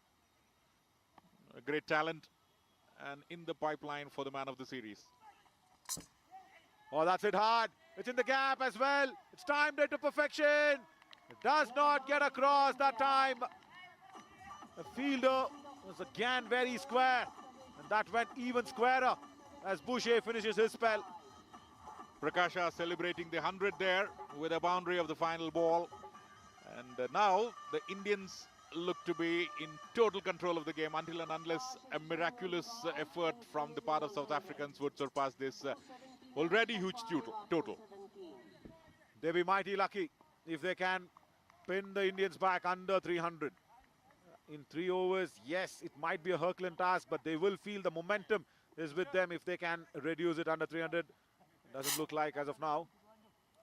But the commentators' vocal cords will definitely be strained in case they do it, because already the Indians have done it the hard way. Yeah, very much. And also making sure get the right men in the right direction. So important. And especially against a Centurion. He's just made sure he put out all that what he's got in his kitty. Isaac Bidla for the 18th. I know, they've changed minds. They've changed minds. They've gone to Lawande Bidla this time.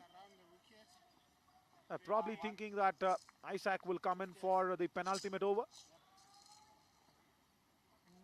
Lawande comes along.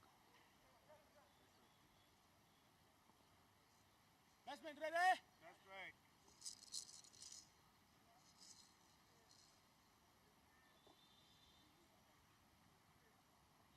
Yeah, the 3 Bidlas Bowler BCD right now. in the South African lineup.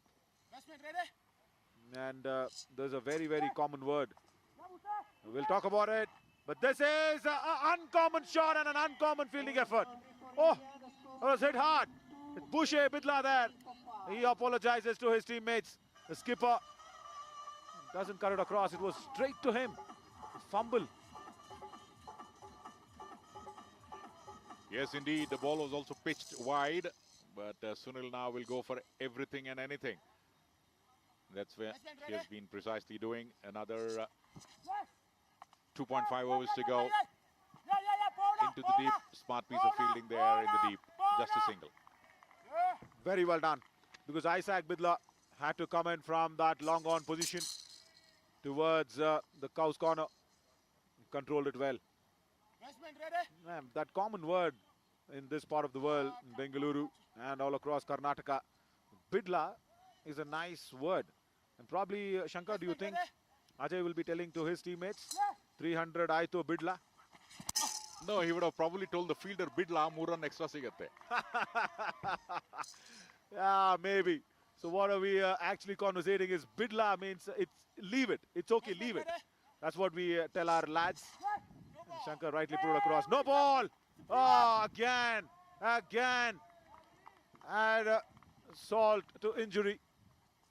And Bidla is another word in Kannada which will instill a sense of positiveness in your mind. If something goes against you, if you say Bidla, then you're back to normal. Batsman ready?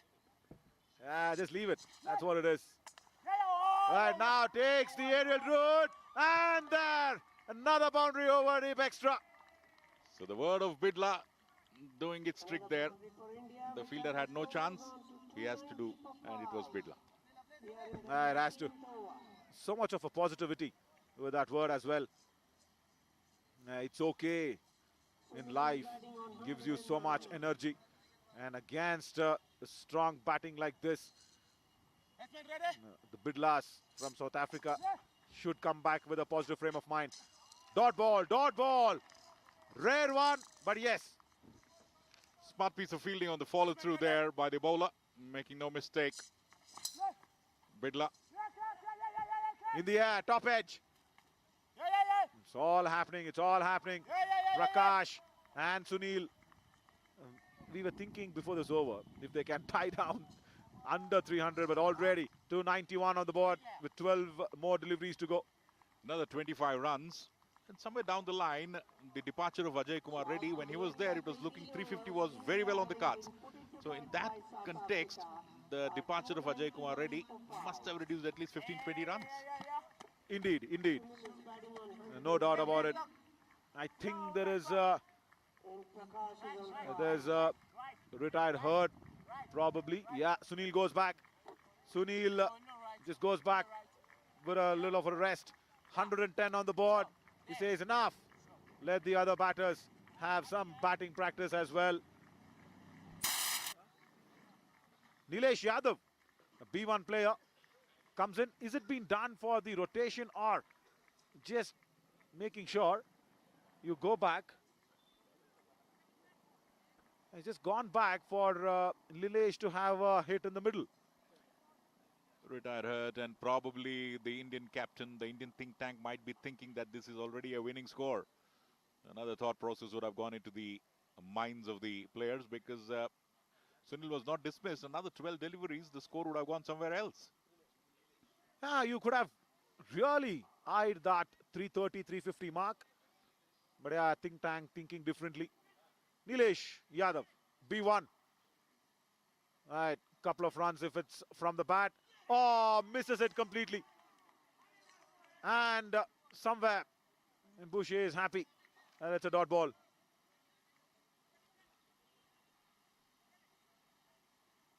Just touch and run. Give the strike to Prakash. Already run. There's a possibility of a run out. Easy run out. And the runner is the mistake. It's 007. He should have just ran. Because Prakash wanted the strike, and understandably so. And I don't understand why the runner didn't run. Yeah, that should have been the strategy. Having Nilesh there, bringing him in to bat, couple of dot balls. And now the South Africans are getting vocal.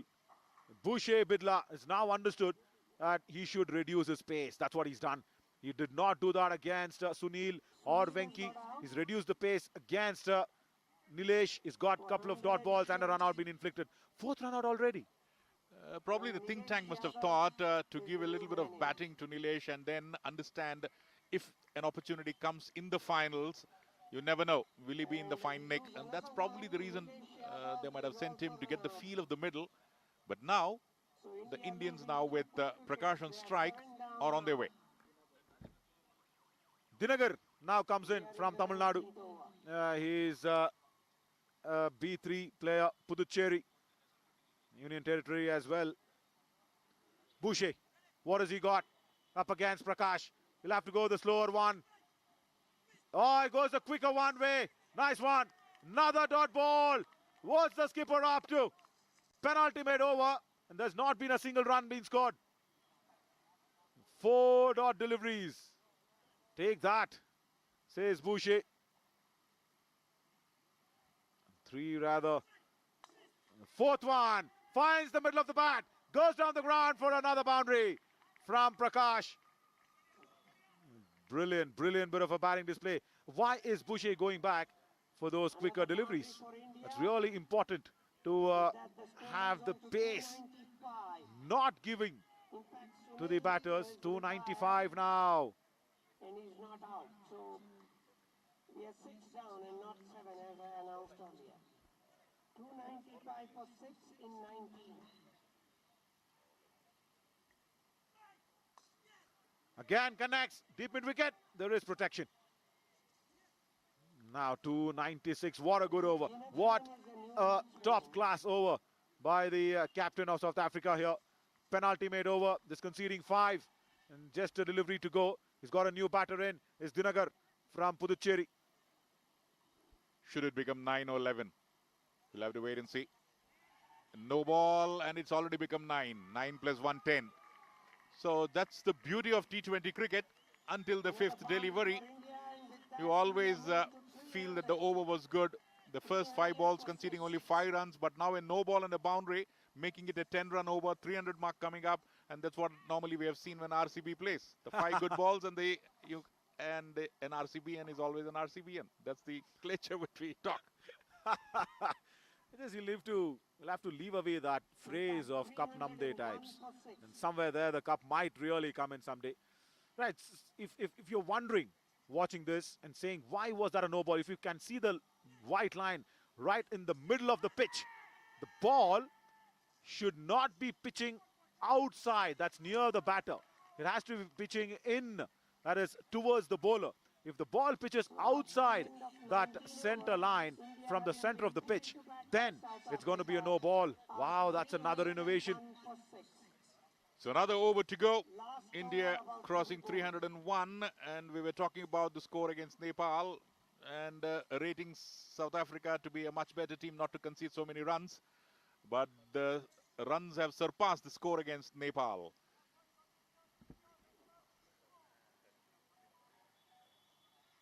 They're almost there. With 1 over to go, 382 against Nepal. Oh, that's a massive one. Right. Prakasha will be trying his best to at least put up some 20-25 runs in this over. That will be his target for sure. 350 was definitely on the cards, almost close to the score what they got against Nepal of 382. But now, credit cannot be taken away from the South Africans. They've fielded well. They dropped a couple of catches, and that's the reason why India has crossed 300, because Ajay Kumar Reddy taking advantage of those two drop chances. And now a boundary. Yeah, with a no ball as well as Khoza does not stop that. If you can watch that, why that was a no ball, as I mentioned, that white line right in the middle of the pitch. The ball was pitched above that. So the ball has to be pitched towards the bowler. So that's below that. It's there. It's going to be the Yorker length in normal cricket. You can't bowl that here. So bowling a last over is not a word of pressure, not just in normal cricket, but even in blind cricket. Bowling in the 20th over, bowling in the death is also an art, but now it's a free hit. Oh, against Prakasha, what is running through Lawande's brains? You'll be saying, okay, can I bowl a slower one? Can I just be away from the hitting arc? Free hit. Hitting arc, yes, he's been away. Well bowled, just a single towards the point. Good thinking, real good thinking. Dinagar, another B3 player, will have to compensate for that. Get a boundary. He won't. Just a single. So it's been a good comeback in the 20th over. Yeah, very much. 20th over being bowled by a player having a 20 on his back as well. Lawande Bidla reverses it. Is it in the gap? Yes, it is. It will not have the legs to go through. Couple of runs. Productive for South Africa. It's not cost them much. Still a couple more deliveries to go. Prakasha on strike. You may never know. 325 definitely on the card still. There has to be another no ball up wide. Yes, now it's come to 315 now. 315 for 6. One more ball to go. One more legal delivery. But nevertheless, the Indians have done well. Fabulously well.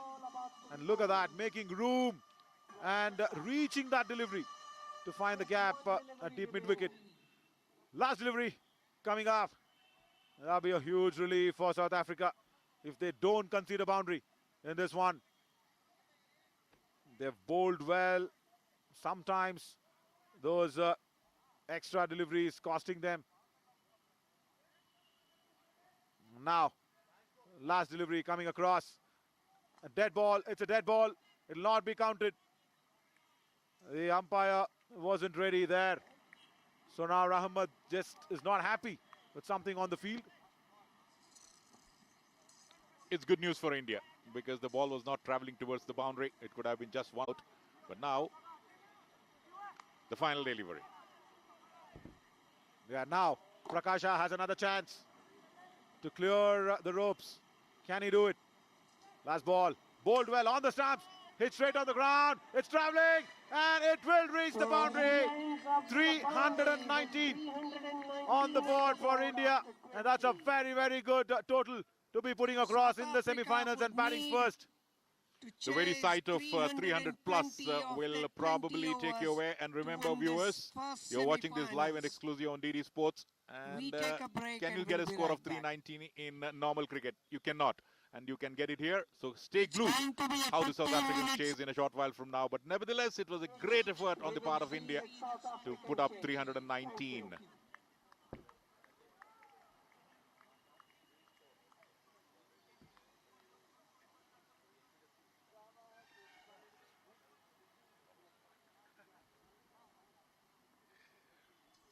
So 319 for the loss of 6 wickets as India now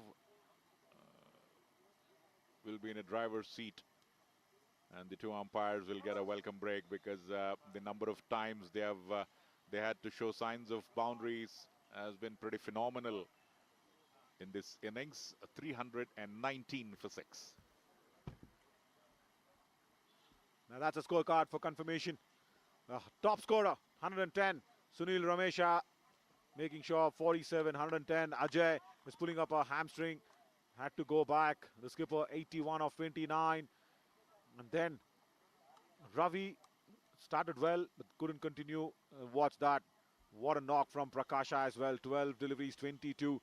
And Venki Rao, he came in, just started with 3 sixes. A couple of them in the first 2 deliveries, 22 for him off 6. As 320 will be a huge total for the Proteas to chase it down. Prakash also contributing with another cameo of 22 of 12. Rao 22 of 6. And then Sunil Ramesh finally picking up that strike rate. 110 of 47, but watch that score, Ajay Kumar Reddy. Had he been there for some more time, we would have probably rendered a score of 350 for India. But nevertheless, 321 is a huge score. And Praveen Kumar, a B1 player, did not get an opportunity to bat. But nevertheless, the B3 players also have done their bit to a very large extent. Sujit Munda did well as a B1 player, getting a strike rate of 200 after he was run out for 16. So sizable total for India, which is probably a very difficult proposition for South Africa to surmount. Now, how did they score that? As a South African supporter, probably you might not want to look at this. As Bushe Bidla was one of the pick of the bowlers. 4 overs, 47 for 1 for the skipper. Got good run rate under control by Bushe. Just given away that economy was really good with just 1 wicket for his name. He dismissed Venki, remember, where that LBW decision came in his favor. And imagine even if Venki would have been there around, 6 ball 22 could have been even more. And then Bushe is the only pick of the bowlers. Yeah, along with Isaac Bidla as well, where he picked up that one important wicket of the top order batter in the beginning. After that, it's not a very appreciable bowling performance. But they've done well in the field. They've inflicted 4 run-outs. Kalala, the most expensive bowler, did not pick up any wicket.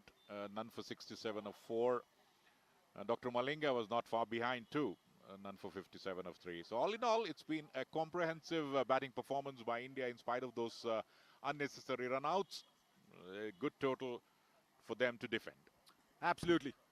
Right, we will all just take a little bit of a breather and we'll come back with the chase of the South African side in 10 minutes from now. And probably 12 on the clock. Yeah, that's what it is. 10 minutes from now. Take a break.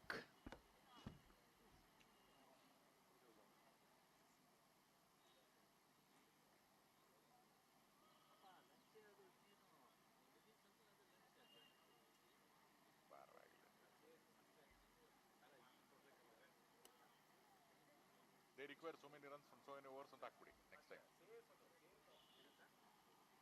South Africa require 320 from 50 overs at 7 point, so what is 7, say 20 runs, whatever it is. ಅದು ಹಾಕ್ಬಿಟ್ರಾಗೋ ಈಗಲ್ಲ next time ಹಂಗೆ ಹಾಕಿ ನಾಳೆ match second ಮ್ಯಾಚ್ಗೆ first innings ಆದ ತಕ್ಷಣ ಇಷ್ಟು run ಹೊಡಿಬೇಕು 50 ಓವರಲ್ಲಿ ಅಂತ ಹಾಕ್ಬಿಟ್ರೆ ಅದು ಲಾಸ್ಟ್ ಸ್ಲೈಡ್.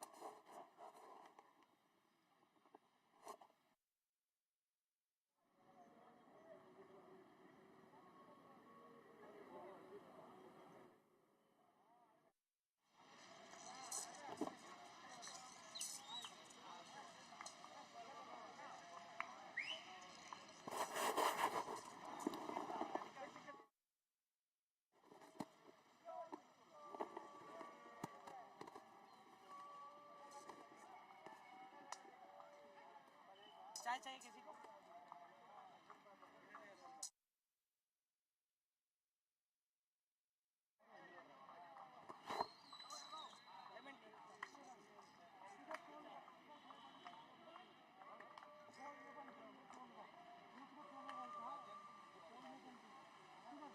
इन लोग को नॉर्मल टीवी चाहिए अभी, नॉर्मल टीवी चाहिए,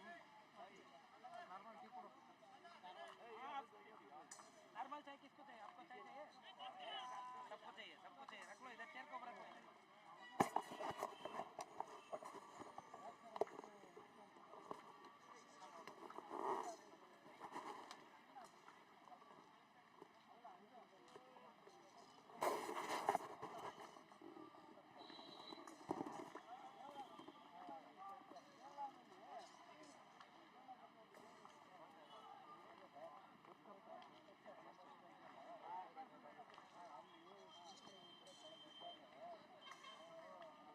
और एक चाहिए?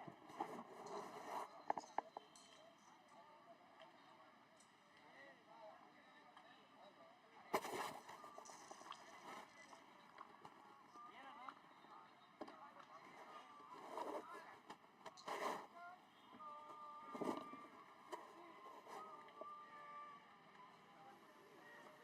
ಏನು ದೂರ ಸಾಕು ಗಾಡಿ ಚಲ मोटिवेशन ಅವರೊಟ್ಟಿಗೆ ಅವರೇ ಇದು ಮಾಡಿಲ್ಲ ಆಗಲ್ಲ ಎಂಜಾಯ್ ಮಾಡಿ इधर भी चाहिए।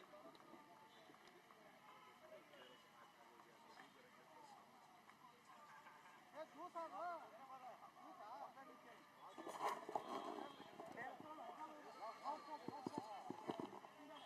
அப்படிங்களா ஸ்பிட் பார்க்குறீங்களா பிடிச்சாச்சு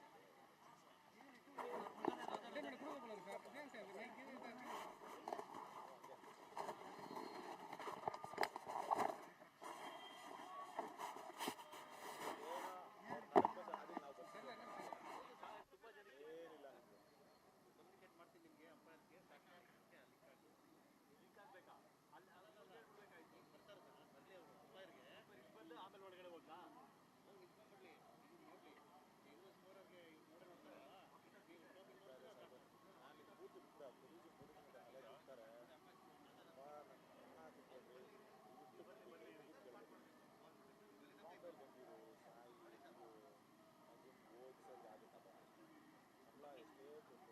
ಸರ್ ಈಗ ಟಾರ್ಗೆಟ್ ಚೇಂಜ್ ಆಯ್ತು ಗೊತ್ತಾಯ್ತಾ ಪೆನಾಲ್ಟಿ ಏನಂತ ಏನು penalty bus low over rate 4 6 ನೋಡಿದ್ದೆ ಅಂದ್ರೆ ಪಾಪ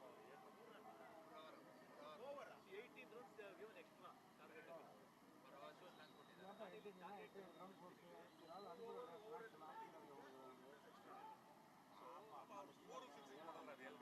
ಅಲ್ಲ 320 was the target now it is 339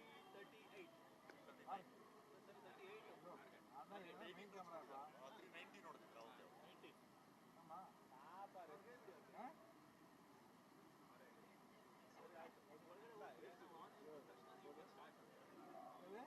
ಮನುಷ್ಯನ ಪ್ರಕಾರ ನೋಡೋದ್ರೆ ಪಾಪ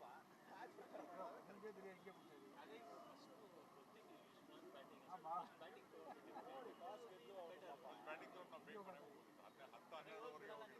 ಇಲ್ಲ ಅವ್ರು 12 ಓವರ್ ಹೊಡೆದಿರೋರು ಇಂಡಿಯಾ ಅದೇ ಹೇಳಿ ಮುಗಿದೋಗೋದಲ್ಲ ಮ್ಯಾಚ್ ಎರಡನೇ ಮ್ಯಾಚ್ ಇದೆ ಎರಡನೇ ಮ್ಯಾಚ್ ಹಂಗಾಗ್ಲಿ ಬಿಡಿ ನೋಡಿ ಟೈಮ್ ಇಲ್ಲ ಲೈನ್ ಅಪ್ ಮಾಡ್ತಾರೆ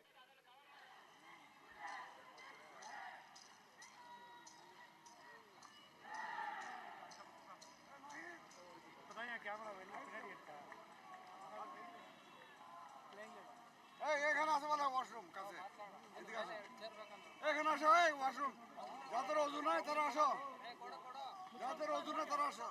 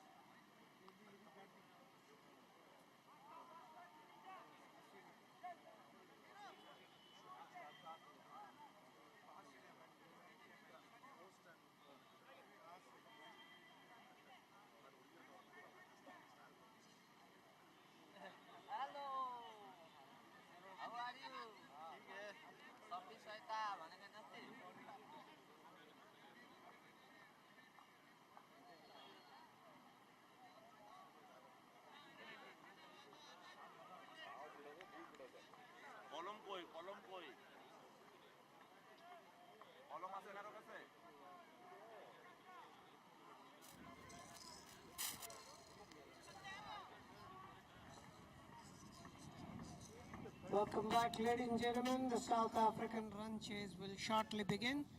But before that, I have a small announcement to make. The umpires have decided to penalize South Africa for a slow over rate. And the target for India now would be 338 runs and not 320 as I announced earlier. So it will be 338 to chase of 20 overs. That's the news. I'll be right Welcome back. And some Prasiddhi.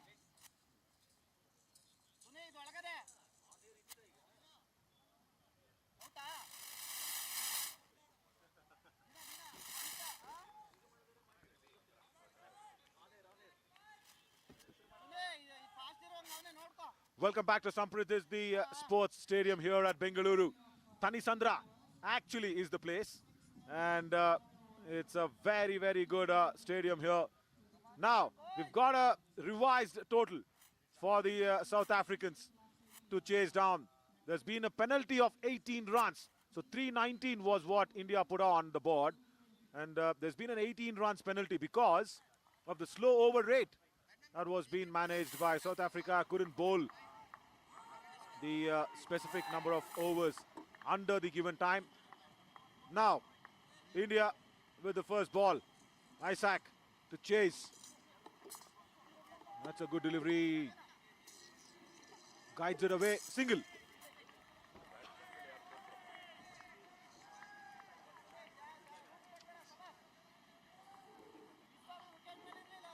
So the Bidla factor on your screens, and coming back to the Bidla in Canada, South Africa can't do that if they have to make an entry into the finals. They need to give their might, not just 100%, but somewhere close to 200%, because the sizable Indian total plus the penalty runs, they need to get 338. So what the Indians were looking for, close to 350, was done somehow or the other. Yeah, they will be happy with that effort. They're happy also to rotate these singles around. Not gone in for the big shots. They understand it is Sunil Ramesh who's into the attack. He's got good shoulders. He's got good hitting power when he's with the bat and with the ball as well. He pitches it in the right direction and with pace. Again, that's guided across. That's the first boundary for South Africa. That deep fine leg swivels it across using the pace of the batter.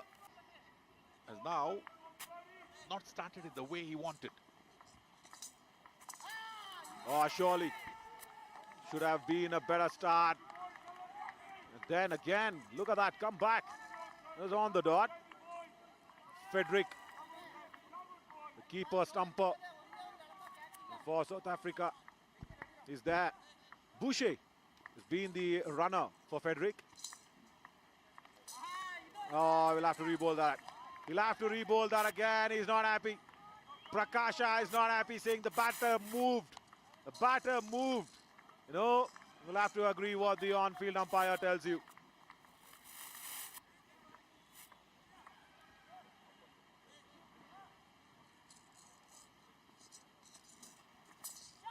Guides it. Shot third. Good stop. Really good stop by Suvendu. No backing up. Oh! Overthrows. That's what happens normally when you have a big luxury at your disposal of a huge score. And somewhat the penalty runs to a certain extent being compensated here by that overthrow. The South Africans won't mind getting a boundary. So 12 runs coming of the first over. And the South Africans have started in the right earnest. 4 bonus runs. The final ball should not have happened from an Indian perspective. But remember, they've got 18 extra runs. So 18 extra runs, 4 removed now. So 14 runs at their disposal. So till such time, in terms of mathematical calculation, it's okay. But that should not have been happened. You're that decent student who gets 100 on 100 on math exams.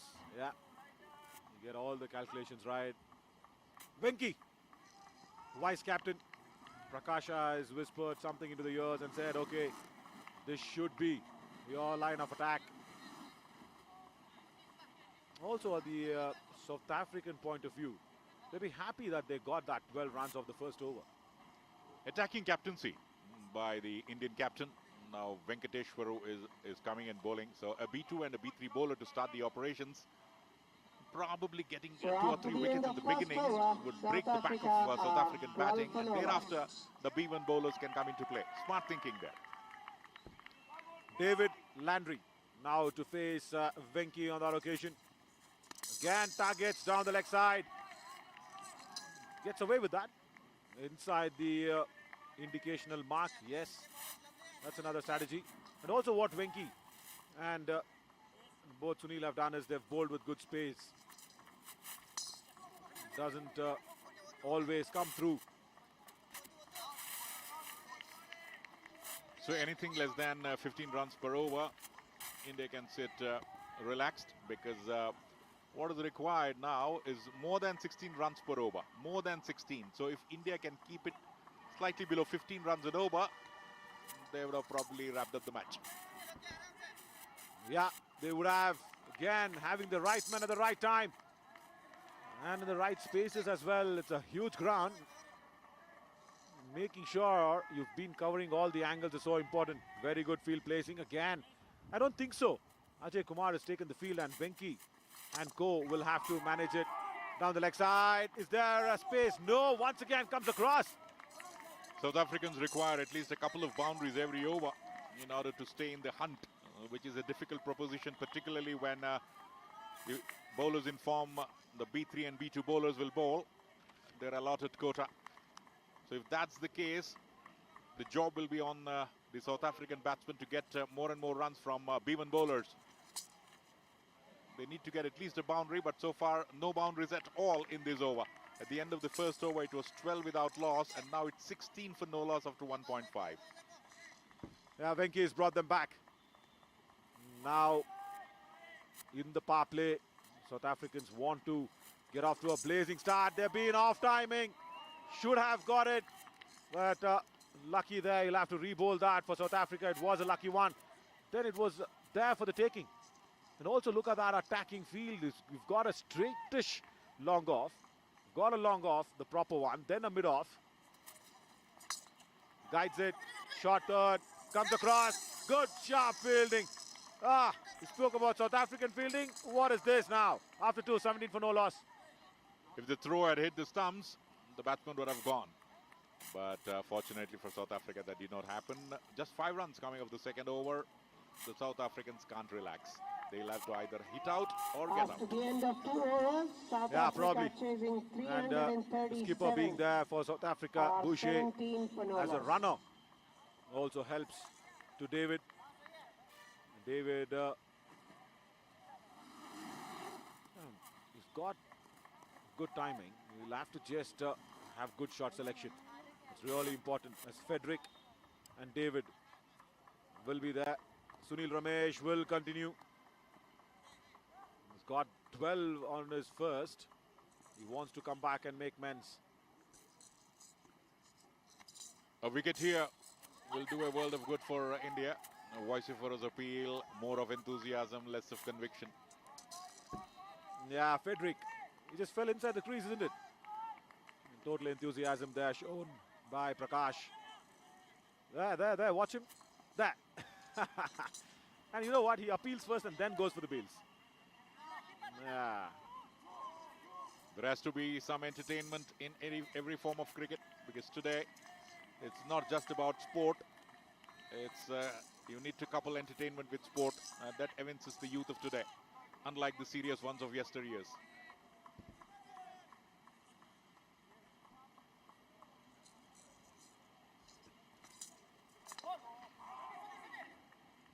Strikes it hard. No placement at all. South Africans require quite a lot of placement. So the Indians have done well. After the first expensive over of 12 runs, 9 deliveries to follow. Only 7 runs have been scored. So a strike rate of less than 100 wherein it's required 200 plus is a good beginning for India. Vociferous appeal. Grabbing him on the pad. Unmoved, the umpire. Sarat is not interested in that. He just signals across to Mr. Ahmed, saying 2 more deliveries to go. Sunil has come back good. He's come back really well. And the only reason for his corrections has been he is spot on with the line this time in his second over. Again, keeping it to the field. Shot third. Does not stop the single on that occasion. The throw did come to the wrong end on that occasion from the bowler, from the fielder there, Dinagar, in fact, from Puducherry, as was mentioned by Naveen in his stint. Probably loves the beaches of Pondicherry. Oh, just been back from there. Huge appeal once again, and it's been given out. All right, that's a stumping. That's what is being adjudged as. David Landry feels, did I move? Did I move my leg? Yeah, the indication from Mr. Ahmed is he is taken off the heels. Not ready to quit the crease there. There you can observe. And yes, but probably he must be telling that I was inside the crease and the square leg umpire was in a much better position to watch my legs. But the wicketkeeper had no hesitation at all. So India strikes. And 20 for 1 now. It's going to be that much more difficult for South Africa. Very much. And also they've lost David Landry. He is a B3 player. Remember, he could have visualized it better and then picked the gap better than striking after 3. 20 for 1. India right back into this again. And probably at the back of mind of the organizers, they might be thinking that we should try the referral in the ensuing years. Because sometimes there was a huge amount of doubt in the mind of the South African batters. And at the same time, India lost 2 important wickets at crucial junctures. However, the other batsmen made amends, no doubt about that. But the referral would be the next step forward. And DD Sports definitely would also think in those lines. Yeah, very much. Also, all technology available. If the Cabby and Samarthanam think tank can also incorporate that, it's a really good boon for the players who are fighting it hard every time. Right now, Frederick, what has he got to do? He's got a new man in. He's been joined by Siavuya Kalala. Sweeps it hard. The Indians don't mind conceding the 1s and 2s. They have cut the boundaries after the first over. 3 overs gone. South Africa 21 for 1. That was the first ball of a new over. But nevertheless, run rate less than 7 doesn't make a good reading. Yeah, never. Now Kalala. Yeah, remember he's a B1. Now anything off his bat will be into double figures. Definitely guides it. Quick single taken, and it's an appeal coming in. Reached it safe, so that's 2 on the board. 2 runs. Kalala off the mark. There's a lesson for the Indians to learn from this. When a B1 player is batting, the non-striker should give the charge first the moment the ball is delivered. And that was the lesson probably the Indians will learn to do well, and if they manage to win this match in the finals. Because whenever a B1 player is playing, you need to pick up runs of every ball.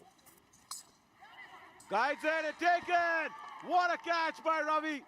Bond once again at shot third makes a real impact, and Frederick gone. 23 for 2 and South Africa 23 for 2 now. Will they survive 20 overs? The question has already come. Looks unlikely with the way they're batting. Right, Ravi gauges it so much to perfection. And all that, keeping the hands in the right place where the ball lands it like a dolly inside his palms. Frederick has been disappointing, goes back, a stumper batter. And the catch what Ravi took was indeed a very well judged catch. It looks easy from a distance from the commentary box, but being a blind B1 or B2 or B3, whoever it is, taking such a catch, a running catch it was. So a smart piece of work in the end. And also we're happy that Ajay is on the field. That's nice. It's really nice. Mayank Pushkar, the physio, He stitched back Ajay and put him on the field. The skipper, remember, went out with a hamstring pull. He's back and fielding at short mid. Goes exactly to Ajay. He's still not fit enough. He's still not 100% fit for me. He's still limping around. And still he's on the field. That's what matters. The very presence of certain players will motivate the other players, and that's the reason probably, though carrying a little bit of injury, is in the field. But it's pretty important that he remains fit for the finals, because in all probability at this juncture, only a miracle can save South Africa. The rate at which they are scoring and losing wickets at regular intervals. Oh, no ball.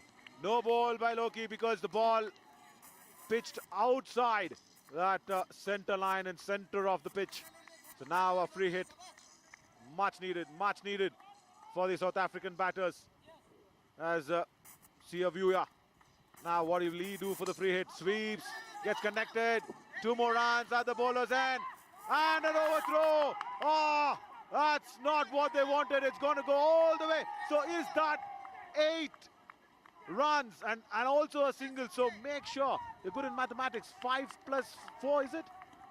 Yes, 9 runs. We'll have to wait for that. Unnecessary things done there by India. There was no need to throw for that. If your throw cannot be so accurate, then don't throw, because the batsman was well on his way towards the non-striker end, and there was no need for that throw to happen. So 2 overthrows already, and that's been the highlight of South African innings, not from the batters, but from the Indian fielders. Yeah, so now just make sure, if it's on a normal circumstances, if it's a B2 or a B3 batter, it would have been 5 runs. So that's a single plus an overthrow. Now it's 5 into 2 because it was being hit by a B1 batter, Sivavuya. Now that's 10 runs on the board. This can happen in normal cricket only if you bowl a no ball, and even if there is an overthrow, it cannot happen, and that will happen in blind cricket, and that's the beauty of this. The rules have been framed quite meticulously, because a B1 player definitely deserves a double. Yeah, also a meticulous discussion with me and Shankar was the B1 bowler will get double wickets, at least on the stats. New statisticians will have to be created at the same time, who will show interest in maintaining the records. That's another Herculean task for Gabby. Yeah, very much. Still there, a couple of more runs added on to the total. It will be just a couple because it was a B2 batter. 4 overs gone, 37 for 2. Sense of desperation need not come in the minds of the Indian fielders. Somehow we see a little bit desperate. Probably when you score such a huge total, it comes into your mind to wrap up the match quickly. But they will do good to think that cricket is not played like that. You need to play to the situation.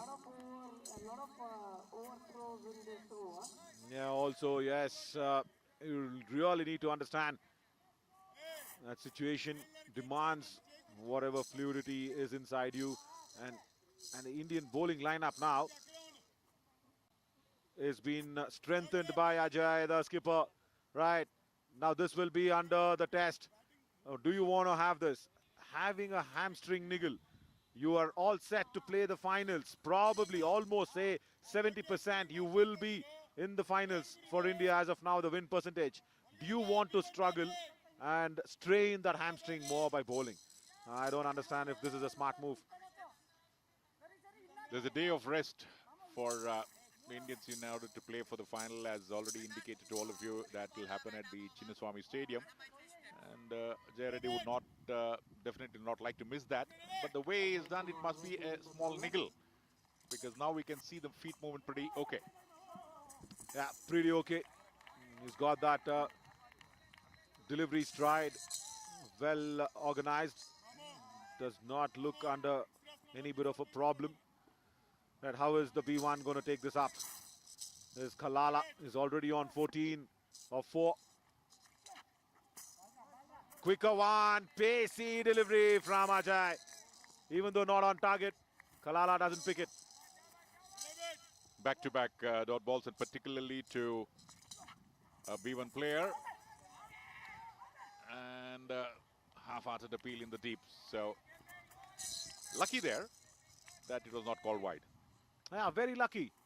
It was outside that white line. Again.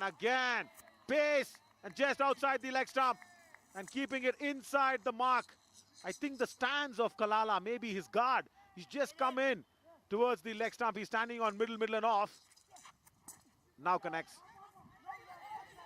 Hesitation. Shankar's favorite word, harakiri. Yeah, it's all there. And probably the batsman is doing a little bit of gilli dand stance there, which doesn't work. It has not worked so far. Will this be the first maiden over of the match? One delivery to go. Yeah, almost. Almost on the cards. Oh, there's a huge appeal and he's gone. He's been bowled him. Right. Misses out completely for the pace. Maiden wicket. Take that. And who says that the captain is struggling with hamstring injury? So what if I did not get a century? I've got a wicket maiden, which is almost close to that. So those 20 runs which he missed out, he did deliver in this over. That is a happy captain. Looks cool and calm, and look at that. Right on the money, right on the button, and completely missing it out. Right, good low catch as well on that occasion.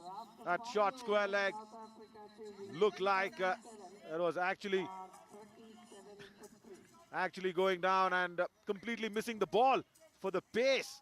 And that's the sound that we really, as a batter, you know, in normal cricket, you don't want to hear that stump being disturbed behind you. And now as a batter, remember, when that extra bit of a bell effect is hitting you, as a batter, you feel like, all right, I've missed a big one. And now the body language of South Africa signaling that they've probably given up. That should not happen.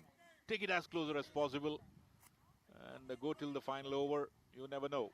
Anything can happen. One big day for a batsman can change things in T20, but this is a pretty sizable target, and after having lost 3 wickets inside of 5 overs, it will be a difficult, or rather uphill task for South Africa. But the Indians should do well to learn a few things from them.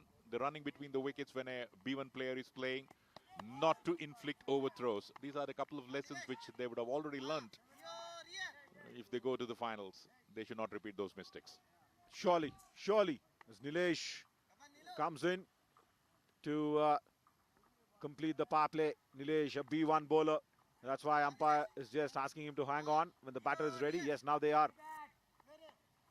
Right time to introduce a B1 bowler when your side, and that's a wide, when your side has already picked up 3 wickets. So smart captaincy there. Great amount of thinking has gone into this.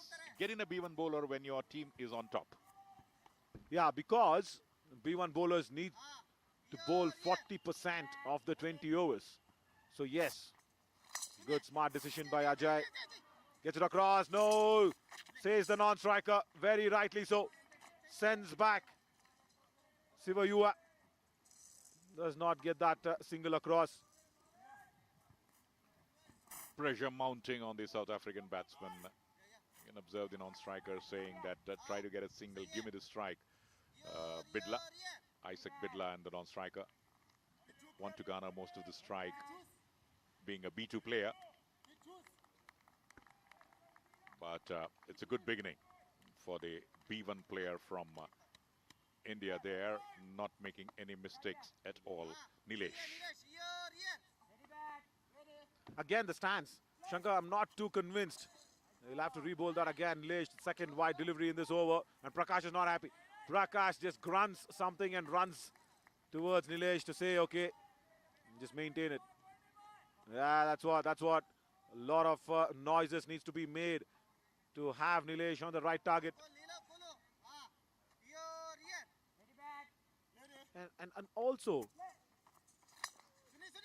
goes in, just gets a single across to short mid-wicket. Sunil with a little bit of a wider throw. Also that stance, Shankar, once again, it's that what the practice is for the South African batters, because we saw the Indian batters move and make room, create those shots. That's why they were really lucky and probably even influential in creating those shot selections. But now the batters don't move at all for South Africa. They've probably been overawed by the situation of a semi-final. That's one. And the second thing, the target which they have to surmount probably would have psychologically broken them when they have come into bat. And this is another thing that we're talking about. Cricket is played in the mind. You need to be free of negative thinking. But when you lose 3 wickets, however positive you are, a little bit of negativity sets in. Yeah, very much. And with this fielding display and with a maiden wicket in the previous over, so your plans have been dented. So you'll have to come back again with fresh plans on the ground. That's a good timing, but does not have the legs to cross the inner circle. Just a single at mid-off. The South African batters have not been able to get boundaries at will. And that's another drawback of this South African innings. Right from the word go, the Indian bowlers did well. Started off with a B2, B3 bowling combination. And that's another positive thinking. And getting in a B3 bowler, B1 bowler when things in your favor. So it's great captaincy also by the Indian captain. Ready. Good stop by Ajay. Half stop, but yes, that will do. He stopped at least 2 runs for his team. He was traveling fast towards his left, onto the wrong side of him. Does not look in any issue at all there, Ajay. That's nice. The Indian captain, no hamstring. He's got in the maiden wicket. Now Nilesh. He'll have to finish well. He's bowled a couple of extras. Straight to Ajay. They'll run for that. Again overthrows, but no. The throw was not spot on, resulting in extra run and another overthrow. There was no need to throw that, and another 4 extra runs. Not good cricket there. The aggression was okay, but then it was a real unnecessary throw for the 3rd time. Yeah, very much unwanted as well, because, and lucky for India that it didn't come out of a B1's bat. In the previous occasion that happened, and this was Sivayuya this time. He's a B3 batter. If you're not confident of your throw, don't throw. That's another lesson.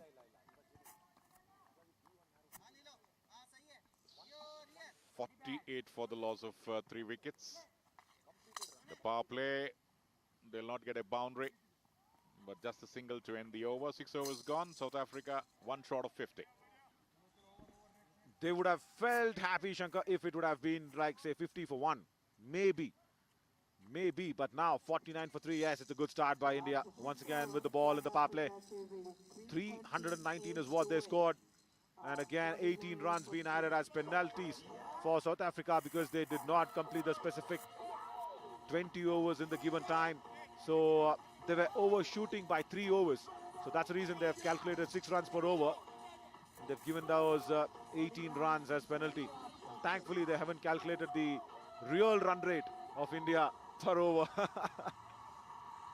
But then the Indians have already conceded 12 of that with 3 overthrows, or rather 16 of that, because there was 1 B1 batter. So that compensation is already been handed back to South Africa almost. But the best part of Indian bowling has been their bowlers. The bowlers have done well in spite of the fielding lapses. The fielding has been good, but the throw is not good, and quick stumping. And this is the time when you think of writing a square in the air. Yeah, probably that'll come into contention very quickly. Write the square in the air and just bring it back something with reviews.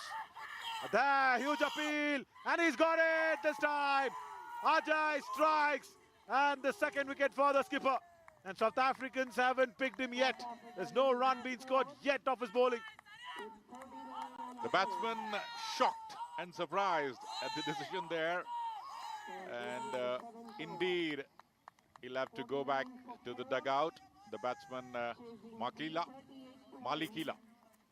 Shivaya Malikila. So 49 for 4. It's almost curtains for South Africa, because from now on, with a couple of B1 players also coming in, it will be that much more difficult for the South Africans. Yeah, hit in line, also pitching in line, and then it'll be crashing into middle and off. That's what Ajay can give you. Precision to perfection. And also now John comes in. Yeah, it's John is a B1 player. And also, the reason why Isaac Bidla is still there is because he wants to run for John. Yeah. John will have to get the ones and twos because the double the runs what he scores will happen. But the form with which the Indian bowlers are there, South Africans are finding it very, very difficult to get through those deliveries. And it's been a great bowling. Great, and also with pace. Now, how can you get things moving for the South African batting? Johan, now he's ready. Can he get it across? Gets bat on ball, but look at that sharpness in the field. It's a shortish gully, which is there. Wider slip, you can call it even. It stops it well on that occasion. And importantly, they didn't throw. There was no wild throw there. There was a sort of a shadow throwing happening on that occasion. Unfortunately for India, there was no throw. Importantly, that was a dot ball. Yeah, absolutely. And also, the first run being conceded by Ajay via extra. Now a no-baller free hit. Johan, you've got all the chances to get this free hit and get those double on the bat. 50 on the board after a very, very long time. Struggling 50, we can call this. Right, what's he going to do? Free hit. Oh, doesn't connect it. Doesn't connect it. Again, not just the pace, the guile also working in favor of the bowler. And the batter not able to read that. So good bowling indeed. Look at that for a pace. Oh, Johan did not guess where is that coming in from. That should be a leg by. Yeah, it is a leg by.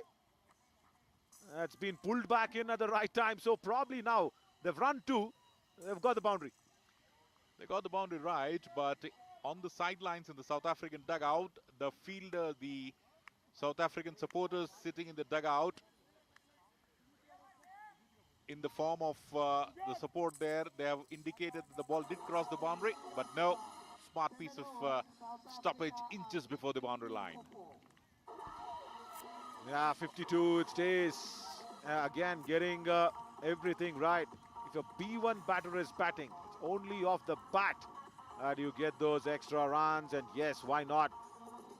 John, if you really want to carve something out of the thin air, Shankar, if we can even go back and discuss what should South Africa do from here on in, because I'll tell you why we generally do this, because you know, just to bring in that excitement, just to say what can the underdogs do, just to come back and give a fight, because everybody wants to see a fight. Yes, we want to see India win. Everybody is hoping for that. But anything, if you want to just suggest and make the Proteas come back into this game? Get a couple of good overs. 15 plus runs, 20 runs and over. A couple of them, 20 runs over will bring them close to 100. So once you cross 100 without losing further wickets, you can start believing it. So get into the feel of believing in yourself. And that's what South Africa will have to do. But the bowling of India is so good that they will probably not allow the South African batters to get away with this. Yeah. And Sujit Munda comes in, B1. Oh, look at that for a pace. Generated, but no direction. Nice bit of length, no line. Getting a couple of good overs, yes, really matters. And then it also matters with the belief that they'll have to believe in a partnership.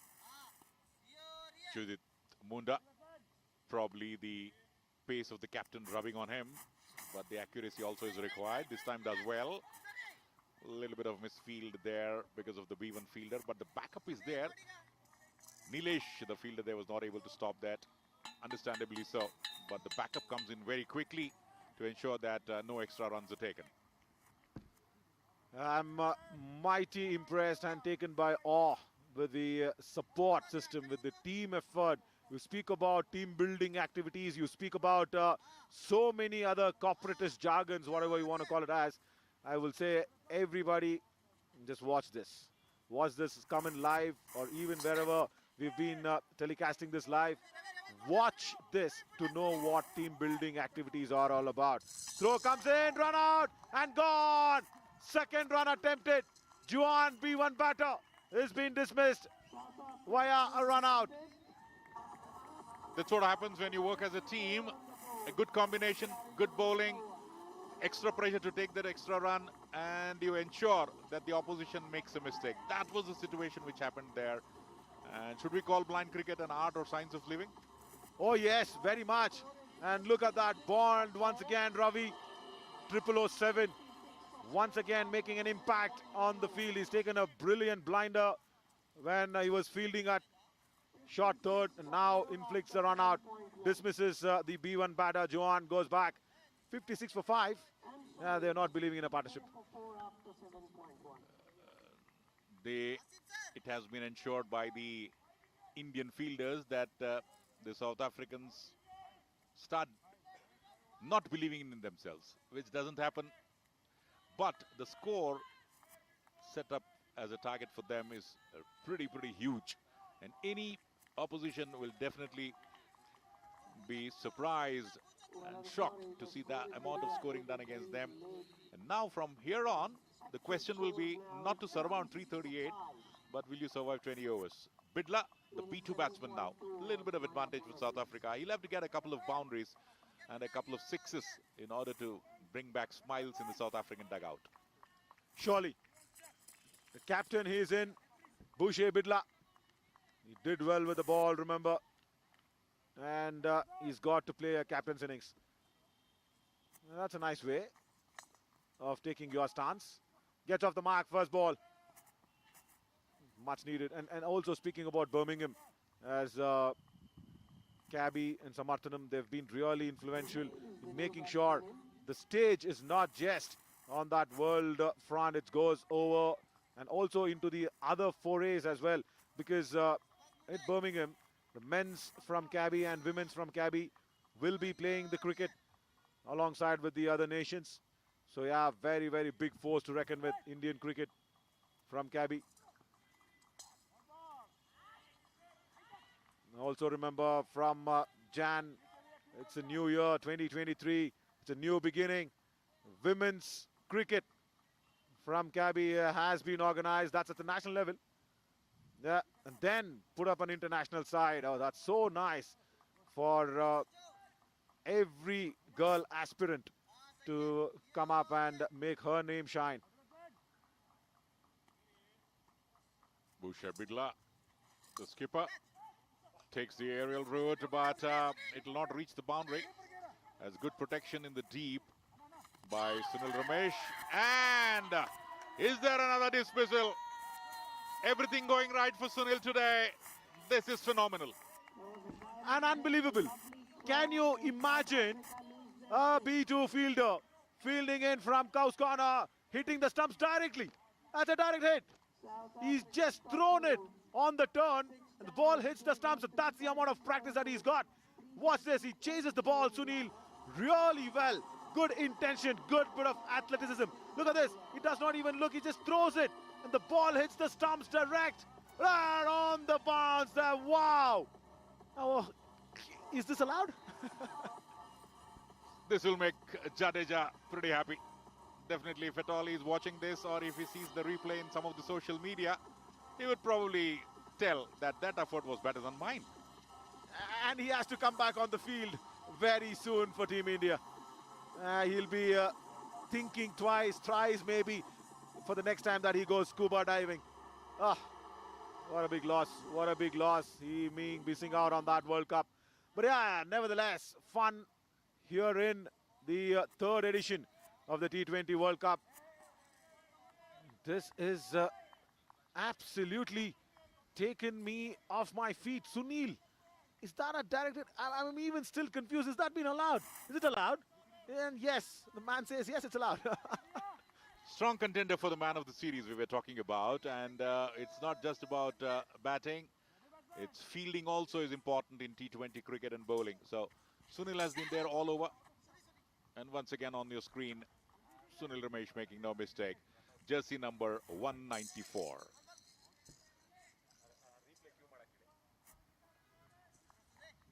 Oh my God.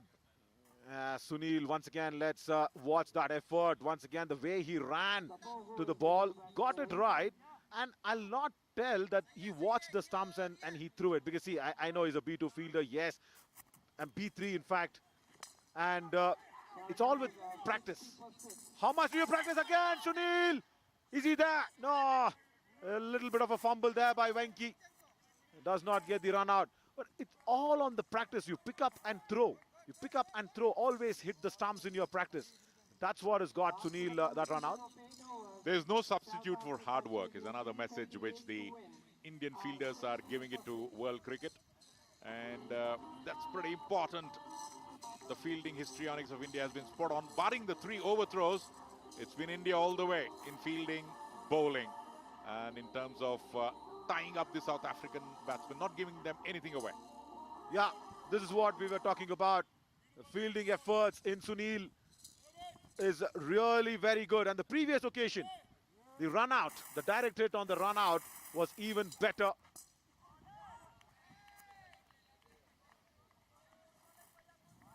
"60 for 6 of 8 overs. Had the target been 90, it would have been an interesting situation. But the target is 338. So it's totally a one-sided semi-final till now. Until and unless we see some lusty hitting of boundaries and sixes. Yeah, and lusty fielding effort once again. Ajay, did he really go off the hamstring? I think very, very good job done by Mayank Pushkar, the physio. Doesn't connect it, appeal, and he's been given. Oh, that's a stumping once again behind the stumps, Prakash. He can be detrimental when he's standing in front of stumps with the bat. Now, with the gloves behind, he's even dangerous for any batter. What we did in 10 overs, you try to do it in 20 overs, is the question India is asking. What we did in just 10, can you do that in 20? Yeah, very much. And if so, that at least will be a psychological warfare victory for South Africa. But no, the way they're losing wickets. Francis Teboha has to go back. There's 3 wickets left as a B1 batter comes in. B1 is Kalala now. Pelele Kalala. He comes on. Kalala, the B1 batsman now. It'll be difficult for South Africa from now on to attain even respectability to the total. Can they cross the 3-figure mark is the question now. Not the question of completing 20 overs, but the question of getting another 40 runs and gain some amount of respectability. Hindsight, it looks to be very difficult. Very much. And also, what, 150 on the board, almost 150 in the first 10 overs for India when they were batting. As Kalala has come in, it is Spelele Kalala, number 6 on his jersey.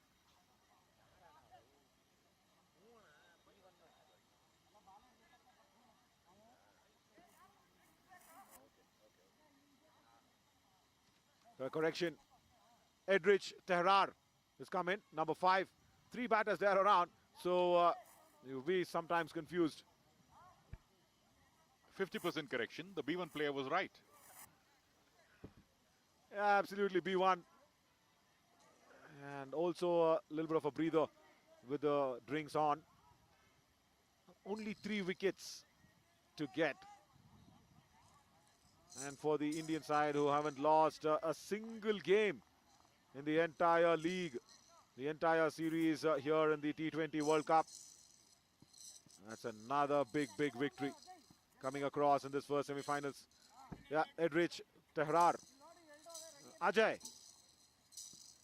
can someone go up to him and say, Bidla? Someone else can they bowl? They'll probably tell the entire encounter, Bidla, because it's been totally a one-sided affair. And some welcome runs for South Africa. Now they'll get 2 runs, though they have run 1 because of B1 player play. Yeah, we were speaking about team building. We were speaking about making sure that you support one another in a team activity. I've seen so many people do so many other different things, especially most of the corporates around around the world even, not just in our country, around the world. Make them watch this match.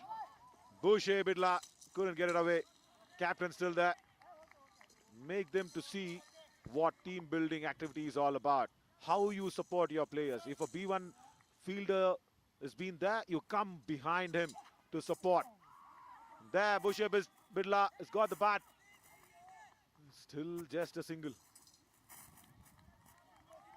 And in addition to that, it's not the factor of sympathy to help one another, considering the other player as a part of him. That's another important development which the blind cricket tells you. B1, B2, B3, all the same, all are equal. And all is well. For India now, 9 overs, 63 for 7, South Africa tottering. Yeah, they are struggling and tottering at the same time. Also, yeah, you mentioned about considering everybody equal on that B1, B2, B3 category. Yes, I've spoken to many specially abled people. They don't like that word even. We shouldn't be even saying that word, sympathy, to them. They just don't want it. They just say, no, come on. We've got everything in us to prove to the world, and that's what Cabby's provided everybody. It's now Boucher Bidla on strike. Lets that one go. That's a wide one. He'll have to re-bowl that again. Coming into the attack, Suvendu Mahata. Suvendu Mahata, B1 bowler, and the Indian captain is doing well to finish off the allotted 40% quota of B1 bowlers. There's a good one there. Wicket to wicket from a B1 bowler. Heartening to see. That's the amount of practice which the Indian team has put in, and that's the reason why they are on top right from the word go. Yeah, just watch Venki. He just guides Suvendu to his bowling mark. This is awesome. This is just so awesome, and it's goosebump moments. Oh, he's picked the gap out of the blue there. Boucher Bidla, but still cannot clear the boundaries. It's over Sunil. And also, it's a nice bit of a fielding effort that's been shown in. Yeah, Dinagar. He's been called China, maybe, very lovingly. China is a word wherein you use it for your close mate. And that's the way you use Bidla. And China can't be Bidla. Nobody will leave the goal, yes. They'll have to re-bowl that, is it? Yes. That's what the message we got in KGF 1 and 2. Don't leave the goal. What a trendsetter that was. Put up the Kannada language on the world map. In the air. Oh, drops it. Drops it. It was a dolly. And who that is, it's your best on the business. Should be Sunil. Yeah, equalizer. Shankar, your favorite term. Leveler indeed, Sunil Ramesh. It was all going good. And just when you think that everything is going good, there is an almighty. There's an almighty there sitting up right above you telling that don't relax, don't relax. You have a job on hand, and that's the message. That's another important message for any human being in any form, though you may not play cricket, but there is a message that if the things go well for you, it doesn't mean it will go on forever. You need to always be on your toes and watch out. Yeah, and that ball came from the heavens for Sunil as well.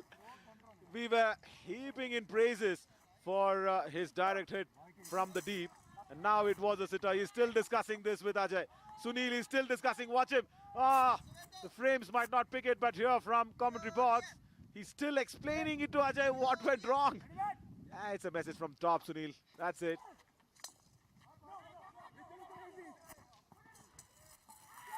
Another wicket goes down. The South Africans want to complete the formalities quickly. They know fully well they don't stand any chance, and at the end of 10 overs, 67 for 8.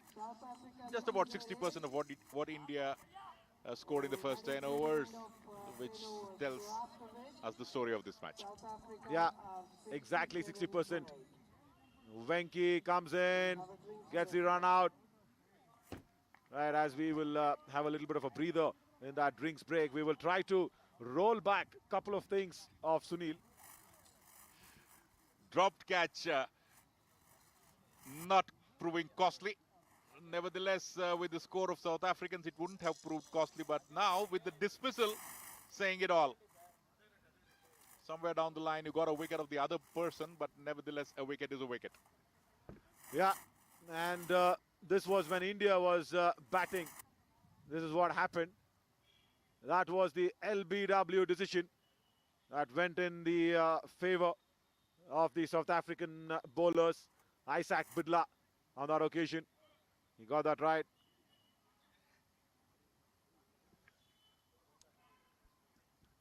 DD Sports, those replays reminding you of the happenings which has happened earlier on, and telling and sending a message to the organizers that try to get the referral as quickly as possible, which will probably help the on-field umpires, because everyone is a human being and human error does take place. It doesn't mean that we are telling that that was a wrong decision. No, it was too difficult to comprehend from a distance from the commentary box. So the technology should be utilized, and Bengaluru, being the IT capital of India, is the right place to give in some thought for that. Totally. 67. This break, probably the coaching staff has come out to discuss with the on-field batters for South Africa. What would be the message? Discussing what's for lunch, or just play out that extra 10 overs? Now try to get those 2 wickets quickly. Let's close this match and let's be fresh for the finals. That's probably the message. But at sometimes we have already seen an extra bit of desperation will put you on the wrong foot. But the Indians have not put any foot wrong in removing the South African batsman. Nothing to read on that score. Not even one batter has scored more than 20 runs. Less than 15, in fact. And when you're chasing 338, 319 plus 18 to be precise, it doesn't give you a sense of satisfaction. So all in all, it's India all the way, right from the morning, barring a few overthrows and a dropped catch.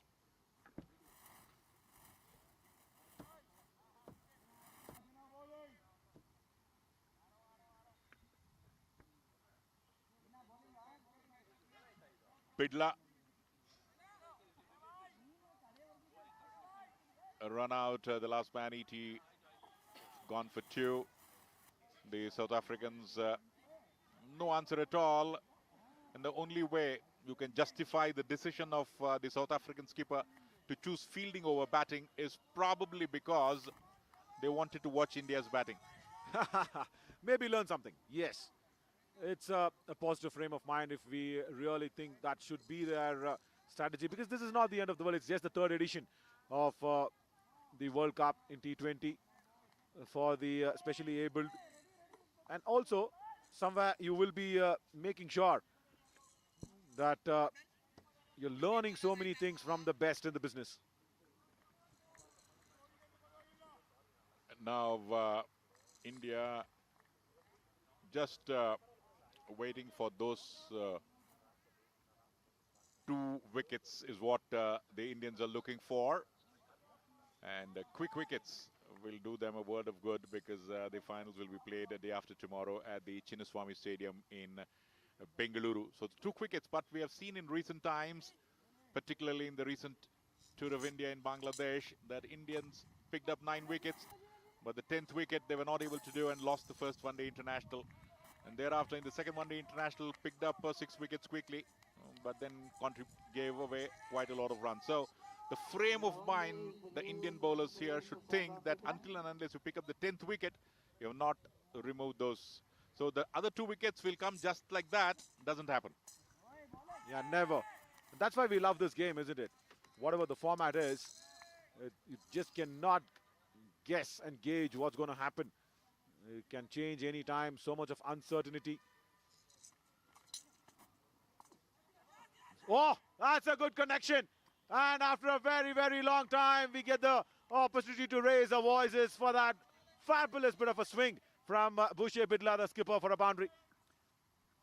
That's relaxation for you.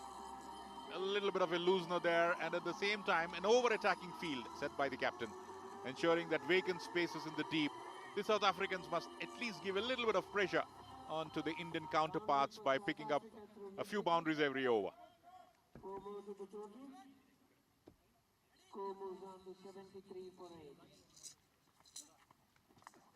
Once again, good connection. This time Ajay in the way. Diving return. Oh, good backing up. Good backing up. It's a B3 fielder. Rather, corrections of B1. I think it's Nilesh who's there in the backing. Sensing it well. The anticipation is what is required. Tremendous amount of concentration, dedication, and again looking for that elusive run. A little bit of misfield, giving a bit of a glimmer of hope for the batsman, for the batter, but then ably sent back by the non-striker. Yeah, also Bhushe Bidla, he's hitting, it's trying to hit too hard. See, when he got that boundary, he hit the ball a little more slower in that bat swing. No, see, that's what he's trying to do. He's trying to place it in front of square. It'd rather be better placing it behind square, because that's the reason where he got. Yeah, he's practicing that. He is practicing that. And let me tell you, he's not listening to me. He can't listen to me from here on. So he'll have to play it a little more later. Almost there, but extra bounce hitting on his thumb. The reason why he got that boundary was because he played it behind square. What an over to end by Dinagar. After 11 overs, it's 73 for 8. The Indians will do well to pick up those 2 wickets. It's easier said than done. But nevertheless, the captain should think more aggressively, get in a few aggressive bowlers. But on the contrary, he's preparing for the finals. And that's the reason why B1 bowlers are persisted to complete the allotted 40% quota, so that they'll get the feel of it. Who knows, the situation in the final will be different, and a situation may arise wherein you will be on a back foot and a B1 bowler will be bowling. So that's the reason he's just finishing off the allotted quota for B1 bowlers. Good thinking on the part of the Indian captain. Also, the rule suggests that 40%. Yeah, so he's also keeping up with the rules as well. Yeah, and also practicing as Lawande Bidla tries to get one through. No, cannot get it across. And also speaking about the next semi-finals, it's going to be Sri Lanka versus Bangladesh. That's the second semi-finals happening after this match right here from this venue. We will have a little bit of a breather in the middle, and then that match will begin at 2 p.m. In the air, over the head of the skipper. Ajay has got a little bit of a limp. That's it.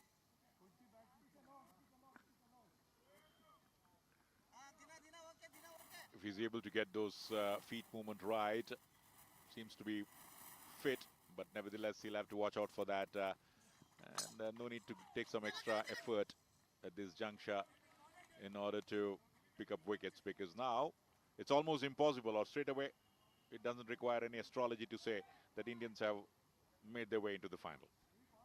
They surely have. They surely have. Just a 20% work left. Again the stands. Look at this. He's standing on off stump, and Venki will target it down the leg side. There, as I said, that's the plan. That is what has been executed. Venki is very smart. He's read the game like the way we've done here from the commentary box. Look at that. When you see a batter standing on the off peg as the guard, you think this delivery also is going to go the same direction. Yeah, maybe. Yes. All right. Lowers his pace down. Directed. Overthrows. Will that run away? Yes, it will. Yes, it will. The only blemish in India's fielding attempts have been the overthrows. But there was a need for a throw at that juncture, but the throw should have come in observing a backup. Otherwise, there was no need for that overthrow. The score, of course, nothing to worry about. India can afford still a few more overthrows. Yeah, Venki actually denting his own figures of his own bowling, because it was a B1 backup. Nilesh, look at that. He should have seen who the backup is. Yeah, as you rightly mentioned, Shankar, just understand who your backup fielder is. Venki is all ready. He indicates to the fielders saying, yes, get ready, boys. We still have some work to be done.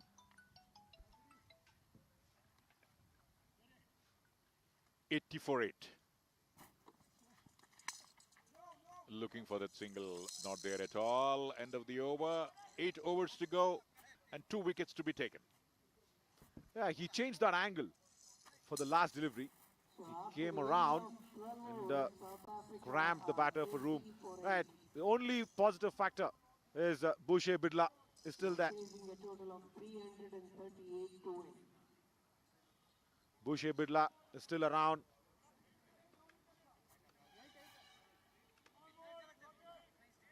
And he can at least look for putting up a fight with Lawande Bidla. How many singles have they scored is a big question, because the Indian fielding is so much spot on. And yes, apart from the overthrows, it's all that enthusiasm, or it's all that hunger to get that run out going. They've tried that, but yes, they'll have to really correct that in the finals. Probably meeting Sri Lanka or Bangladesh. We'll find out soon. Good bit of guiding. Short third man. Cannot cut it across, Venki, but Sunil does. They could have definitely tried for the second run had they taken the first run quickly, which they didn't happen. So probably South Africa at the back of their minds know fully well, from now on they can't win the match. At least ensure that the Indians do not pick up those 2 wickets. That's probably been the body language of these two batters there in the middle. And with the way that he's holding the bat, I'm sure he is going for the reverse. He is going for the reverse. Look at that grip. It's very much indicating. No, doesn't. Right. Probably that's how he holds it, the wrong way. The bottom hand, actually for the right-hander, is the right hand. But for Lawande Bidla, it's the left hand. You've seen so many unorthodox players from that South African lineup, isn't it? Right from, Paul Adams. Now he's holding it the right way. He actually probably wanted to go the reverse in the previous one. You've got Shamji, you've got Paul Adams, from Paul Adams to Shamji. Everybody, so much unorthodoxity is coming in. And probably the batter wants to wave a magic wand, because that's the only way South Africa can win this match. Do some jadoo, or much beyond jadoo. Even that will not help. Probably they want to have that alienating effect to come in. Look at that throw once again on the stumps. Ravi is always there. It's not Ravi, born Ravi, because of the throw. Very much. And also that number suggests they've been given that privilege, isn't it, to pick up that favorite number of theirs. So that's very nice as well.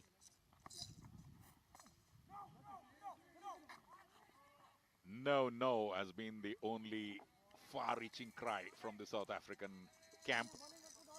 And it can be interpreted in several other ways. No, that should not have happened. And no, there is no single. No, we are on our way out.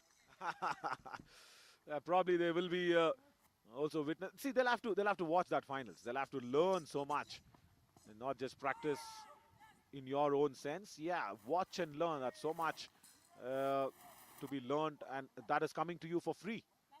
As after 13 overs, no, there's a delivery to go. Prakasha was feeling that yes, the over has been done.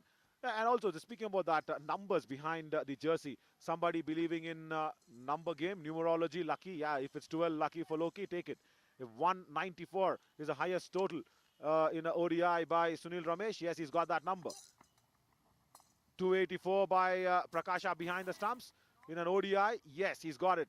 That's the end of the 13th now. 84 for 8. Prakash, there's something lucky number for you? You believe in that? It's a 50-50 chance. If things go your way, just as they say, if you're a good captain in cricket, if you keep winning matches, they say you're a good captain. And even if you're done captaincy well, if you lose matches, they say there's something wrong with the captain. That's how it is. Yeah, that's what I said, even in the beginning of this match, the first ball being bowled. Me and Shankar Prakash go back a very long way. That's how smart he is. See, the answer never came. Do you believe in or no? He's just left it dangling. That's what United Nations teaches you. Be diplomatic. And that's another thing of Doordarshan. As they say, we give only right things to be done. No wrong messages to the public. And that's been the hallmark of Doordarshan. A real role model channel for the society. And I hope somebody watches and learns and how it has to be done, especially on the news lines. I'll say that on open, because when we used to watch news only on Doordarshan, it was pure news. It's pure news. Now this is the news here for the batter. It's a free hit because Nilesh has bowled no ball. Wants to go for it. Big no. Now it's just not news. People want breaking news. But then people are slowly getting bored of breaking news too, because there's nothing breaking in those news. Is this breaking your head? Sometimes. Oh, yes. But India winning this match is not a breaking news at all. It goes without saying. It's a pure news. Yeah, it's a pure news. That's why it's on DD. And also, Sri Lanka and Bangladesh, they will be breaking their head, probably, to see who will go through to the finals and then meet this strong men in blue.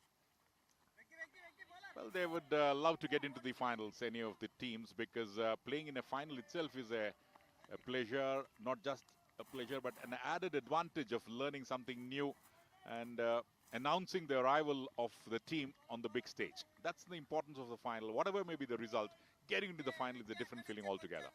Totally agreed. You spoke about pleasure. Small little pleasure coming in from Lavande Bidla's bat. Boundary there. That's a quick one. Right. Now, you can ask me. I'm happy that you didn't ask me this. As Nilesh is a B1 bowler, I said if he picks up a wicket, can the stats go in his favor for a double? You didn't tell me if a B1 bowler gets hits for a boundary, can that be against the B1 bowler? No, in fact, it should be 2 runs, not a boundary. Oh, that's a nice one. That's a nice one. That's why I love conversating with Shankar Prakash. Yeah, that's what it is. Imagine this as a batter. If he hears you, he'll come back and say, sir, what have I done wrong to you? No, you hit the right shot for a wrong bowler. So that's the answer. But nevertheless, Indians will be pretty happy at the end of this particular match to get into the finals and book their seats at the Chinnaswamy. Absolutely. When you speak about entertainment, nothing's happening with the bat and the ball. There, it's a good shot. He squeezes it. At point, vacant region. Second boundary of that over. Lavande Bidla still putting up a fight. 96 for 8 on the board with 6 to go. And that's what we were talking about. There's been a lull of wickets not being taken by the Indian bowlers, because now, after wrapping up 8 wickets, they're struggling to get the 2 wickets, the final 2 wickets. The last wicket fell quite some time back. And after that, the Indian bowlers are struggling to pick up another wicket. And also, this is the highest partnership. 29 runs between the Bidla factors, Lavande and Bhule. Right. Bushib and Lavande trying to put up a fight. And Shankar, I think this was the message that was being given by the think tank of South Africa, saying complete that 20 overs. That's really important. Put up a fight, and I like this. Go down fighting, yes, you will be respected. 67 for 8 at one stage. One did get a feeling that the South Africans will not reach 100. But now, they're trying to make amends of playing the entire 20 overs on one side, and on the other, exposing a little bit of weakness in the Indian armory, because that's been the story in recent times in normal cricket also. The final 2 wickets, bowling in the final overs, picking up those 2 wickets at crucial junctures. Death over bowling has not been good. Still, Ajay gets picked up for a boundary. Good little effort at deep backward square. But that's the first boundary being scored from the skipper of Indian bowling. 100 up on the board for South Africa. Skipper gets skipper. Bushe Bidla will have some stories to say. He's a good friend of Ajay as well. They share a good camaraderie. He'll say, bro, even if you have lost it, I've hit you for a boundary. Remember, don't forget that. And with this very, very peculiar stance, the Hanuman stance, we can call that. Yeah, Hanuman almost ready to take off. He's done well, Boucher Bidla, until now. He's not the top scorer. He's got Lavande Bidla on 19. He's been there on 15. A good partnership. At the drinks break, when we went through the scorecard, there was not even a single batter who had crossed 15. And now, number 9 and 10, both of them have crossed 15 runs and now looking for some more. Another boundary. He's got a double story now against his very good friend Ajay. Boucher Bidla. That's a second boundary. Wrong line. Plays late. See, this is what I was mentioning. Boucher Bidla should just play late. He was just playing too quick in previous over where he did not get the timing right. He just plays late, gets the placement right. And very strong fielding side, India being. You need to get those placement right. Now a shortish fine leg coming in more finer than squarer. Appealing for something, but gets away with a wide delivery. Boucher Bidla wanted it to be wide. Think it's inside that white mark. Good over for South Africa for the fight back, yes. Ajay came in to break this partnership, but he's been taken for runs. Again, single Boucher Bidla will keep strike. 9 runs coming out of this. If it's not an overthrow. If it's not an overthrow. No, it's not. Yeah. And now 105 for 8 on the board after 15. 5 overs to go. The runs required is 233. So nobody would like to calculate the run rate required per over. Even if you hit all balls for sixes, and still you won't get there. Oh yes, oh yes. But really pleasurable. Because see, when there's a dull moment, it's all about storytelling on air, and I beg to differ from anybody saying this is commentary or anything. It's all about the story. See, we got in so much to talk about when there was a lull period. Now there is some action. There is so much of connection coming in between our conversation. That's nice. And South Africa putting up a fight. That's a big one. 38-run partnership of 31. Even if you score 36s, it'll get you 180. So 105 plus 180 will make it 285. So Now you're just bragging the rights of mathematics, which I'm very weak at. I'm very, very weak at. How could you calculate that? You don't have a calculator in front of you. 13 to 6 is what you calculate. Oh my God. Right. And not a calculative man in life though. Only with the numbers. Yeah. The dot ball. Nilesh trying to keep it straight and right.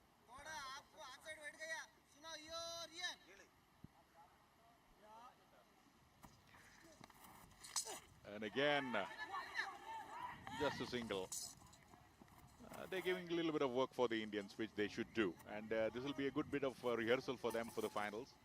Because if they had won it one-sided, probably there would have been a little bit of rustiness in the bodies of the Indian fielders. But the South Africans have ensured that the Indians move around on the field after the loss of the 8th wicket.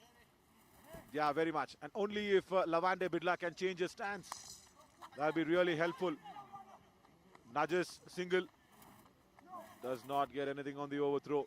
Just remember, the only thing, if any South African think tank is watching this on our DD's digital platform and even on the main channel, now just there is learning. That's what we speak about. Just understand this. The batters need to move. We speak about footwork, front foot and back foot. Now see, why did Boucher Bidla connect this? Because he moved in the crease. He moved it very well. And that's why he was able to follow the ball, the line of the delivery, and then pick up a couple of runs. Suvendu, the B1 fielder, knew fully well where the ball was coming, and he just leapt on the ground to ensure that the ball doesn't cross over. But then good bit of backup once again from Ajay, ensuring that not many runs are taken. Nevertheless, the South Africans are teaching a lesson or two for the Indian fielders. Yes, they are, and probably this might be the first 50 partnership between the Bidla clan, I should say. I don't know if they are brothers, but yes, they share the same surname. Boucher Bidla and Lavande Bidla. They don't seem to be saying Bidla Hoitu. That means leave it, it's gone. They're putting up a fight. Anyway, we know it's Bidla, but then nobody can stop from fighting. Yeah, as you said, they've been agile in the field. They've been little lackluster when the start of this partnership was on. Now with 43, these two batters have put up. Now the body language is getting a little local for the Indian fielders.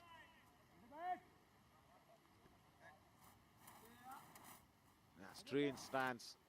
And he sits with the bat in one hand and then he stands up, holds it in both. Probably that's what he's been practicing. Is Boucher Bidla's stance for the skipper, South African skipper.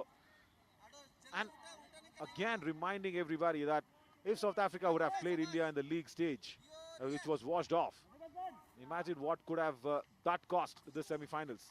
They came through because that was a washout, and now this is a clean washout by Boucher Bidla's bat. Sweeps it towards deep square leg for another boundary. Now the partnership is 47.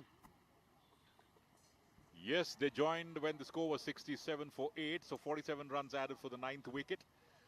And 67 for 8, one did get a feeling. But when you see such shots, you will not get the feeling that the South Africans are incapable. Nicely played, bisecting the gap on the onside through the mid-wicket boundary. No chance for the fielder, crossing over for 4. And also look whom he has beaten. Sunil, the top fielder for the Indian side. Beating him, it required a good bit of a timing and a lot of wood on that ball. He got it. Now again, a B1 bowler comes in because now Ajay feels that yes, this might go down to that 20th over. He just wants to understand and bowl out that 40%. Praveen Kumar Sharma comes in, B1 bowler. It's the first time that we are mentioning his name in this match. Didn't get a chance to bat, of course. Yes, because of the heroics being shown by Venki, Prakash, Ajay. Everybody doing well. Nilesh got a chance to at least bat when Prakash got retired hurt himself. Just showcasing the B1 bowling talent. That's the captaincy thought process which has undergone. Because in the finals, to get a right combination and straight away wrapping him in front. But then probably it was missing the stumps because it was a B1 bowler, and definitely a wicket-to-wicket delivery will be a difficult proposition altogether. And that's the reason why the decision went in favor of the batsman. Yeah, also Shankar probably is bowling around the stumps and the umpire just felt, Sarat, that it would have gone outside the off stump. So missing the line of the stumps maybe, and even the stance of Lavande Bidla where he is standing on the off peg. Right. 3 fielders converging. Stops it. Look, Nilesh. B1. And they've come back for 3 runs. There is it. Should be. There was no need to throw. He could have just held the ball in his hand and walked back, because when the throw was on, the 2 batters were looking for another extra run, which means that would have been the first 4 runs in between the wickets. Yeah, he slipped on that throw, Nilesh. Now, Praveen Kumar, he's done well. A couple of balls. 3 runs means Boucher Bidla comes back on strike. Stronger compared to Lavande Bidla with the bat. 27 for him. Oh, wants to charge down the ground. Changes his shot at the last moment. Guides it towards short third. Sunil fires it in. He got him. No, he's not. Boucher Bidla comes in safe. Good call. And now the partnership 51 to be precise. 118 for 8. So some sort of respite for the South African batters. And we were talking about the finishing aspect of India. They could have picked up those 2 wickets quickly and won the match by a huge margin. But the Bidlas didn't want to do that. They didn't want to leave it. Yeah, it's nice. See, when you see something for a fight, you've got a story to go back home and tell.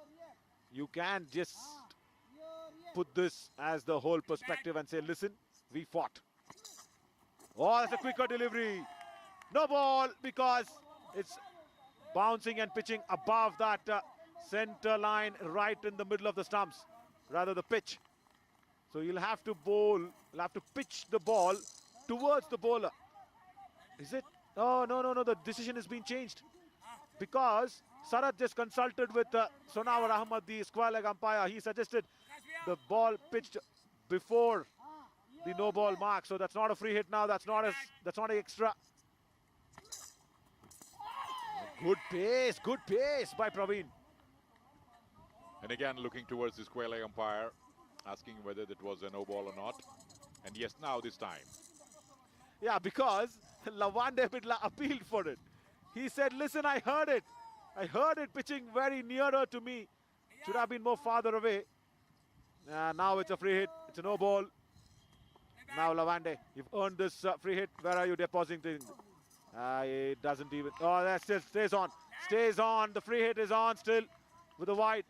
He's got another opportunity to deposit somewhere near the boundary lines. Lawande. B3 batsman Lawande Bidla was able to sight that pretty well, pretty early. And there's another good ball there, wicket to wicket. What a delivery! And Bidla will tell. Bidla. So South Africa lose their ninth with 120 on the board.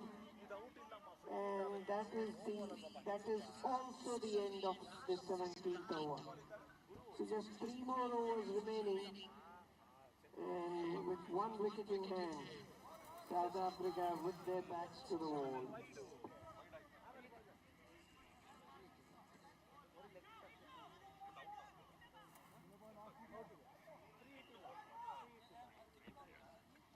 Yes, indeed, it was not a feet no ball. Another important rule, which is an eye-opener here. If it's a no ball because of the feet, then a free hit will be there. But now this is because of the pitch. So it has pitched a little over, and that's the reason it's not a free hit. So right decision in the end, and a smart piece of laws being laid out here. It's great thinking there. Very great thinking, and also we will want and request the umpires, probably for the television viewers, also to suggest why the no ball was given. Is it because of the foot no ball, or is it because of the pitch? I mean, in future, probably the umpires, if they can indicate that'd be really nice. Oh, gone straight, bold, and that's it. South Africa's innings. No, the umpire says no. Umpire says no, hang on. 1 over, I guess. Right. So India qualifies. He says no ball again because of that wide straight line in between the pitch, in the center of the pitch. The ball cannot pitch near the batter. It has to pitch near the bowler's end. That's what it has to be. And just as they say in life, it's the decision of the Almighty. On the cricketing field, it's the decision of the umpire. So until and unless the umpire declares you out, you are not out. And this time again a no ball, not because of overstepping, but because of the pitching. Pitching in front of the center line, above the center line, will ensure that the batters will find it difficult to play, and that would be a no ball. But nevertheless, it was a great delivery to bowl. Very great one for a number 11. Praveen with a lot of pace, appeals this time. No, it's off the gloves. And to understand this rule better, Shankar, probably anybody could relate this when they have played a little bit of a table tennis. When you serve to your opponent, there has to be one pitch in your court and then the other pitch towards your opponent. But that is what it is.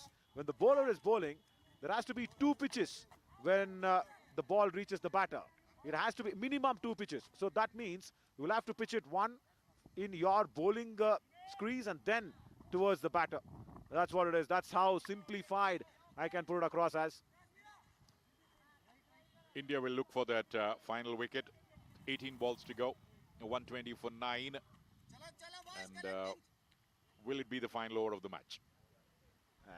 We're saying that from the 11th over. Even the 12th maybe. But this is a strong fight. Lawande, Bidla has gone now. Dr. Malinga has come out, number 11. And Bhule Bidla now will take strike. Still completely covers the line of the stumps. Gets it right. Cannot pierce the field. Will get a single though. Is that a... Oh, it's a overthrow. Again, Prakash Just cannot collect that under his gloves. Lucky that Boucher gets the strike back. I was not in the favor of taking that single at all. Absolutely. There was no need for the taking the single first. And the second thing, the throw. So when the single was taken, the job was done. You should have just kept the ball in your hands and not throw it. But India can afford to do anything in today's match. That's been the story of South African batting. Yeah, they can. Once again, why is Boucher Bidla giving the strike to Dr. Malinga? He should face more deliveries because he's batting on 28. He's a set batter. Probably there must be a domestic tournament happening back in South Africa. And that's the reason why. Let a B1 batsman also get some practice. Because you can't win this match from here, but at least let him get the feel of it. Yeah, that should be a good call. Now, Dr. Malinga just keeps the bat in the line of the ball. And that's too easy for Loki. Does not want to try out something heroic. But if South Africa play the 20 overs out, that for me is a very, very big fight. And a lesson for Indians to learn. Because Vaiceroy's appeal there. But nevertheless, no damage done. And but it looks that Indians will pick up that wicket. Okay, let's see if that's the contest between Naveen and Shankar here. I'm vouching for South Africa. Playing a 20 overs out on the way. Dr. Malinga is playing.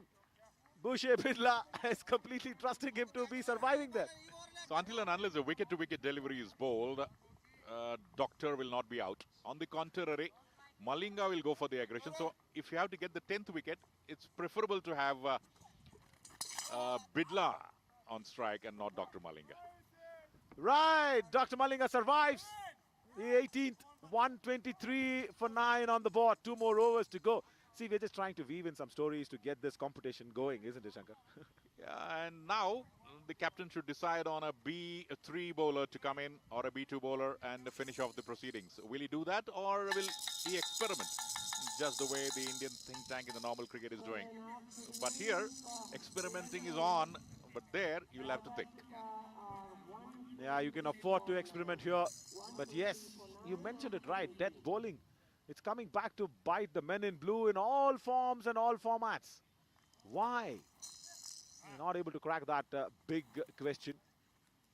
B1 bowler, experimentation continues. Nilesh probably is coming in. And probably they want you to win. And that the 10th wicket not taken. And the prediction, Suvendu, Praveen, the bowler. Yeah, Praveen comes in, bowls it. Nice bit of, just for conversation's sake, nothing else, nothing else. Rules and probably the modifications that we will be discussing about. The B1 bowler gets a wicket, at least on the stats it should be 2. And if he gets hit for the boundary, just give him 2 runs. How is that? At least make something bowler friendly. Every format is always batter friendly. Everywhere we see batters getting the better of the bowlers. And what should we bowlers do? That really hurts me bad. It's a good option. If a B1 bowler like Praveen concedes a boundary, just give him 2 runs.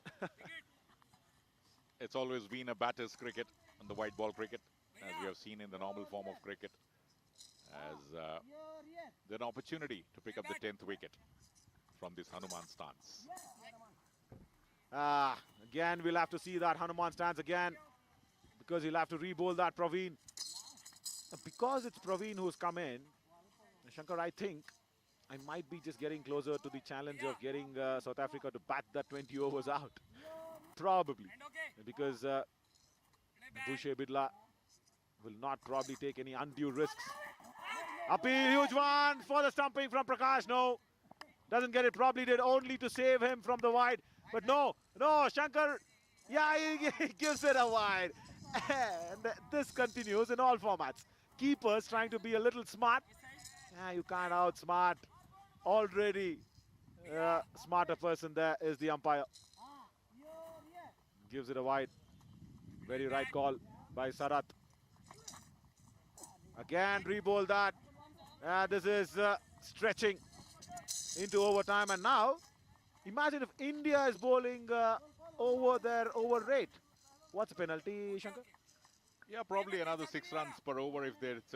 But Indians don't mind giving even 20 runs, extra runs, because they have got a lot of runs in their kitty.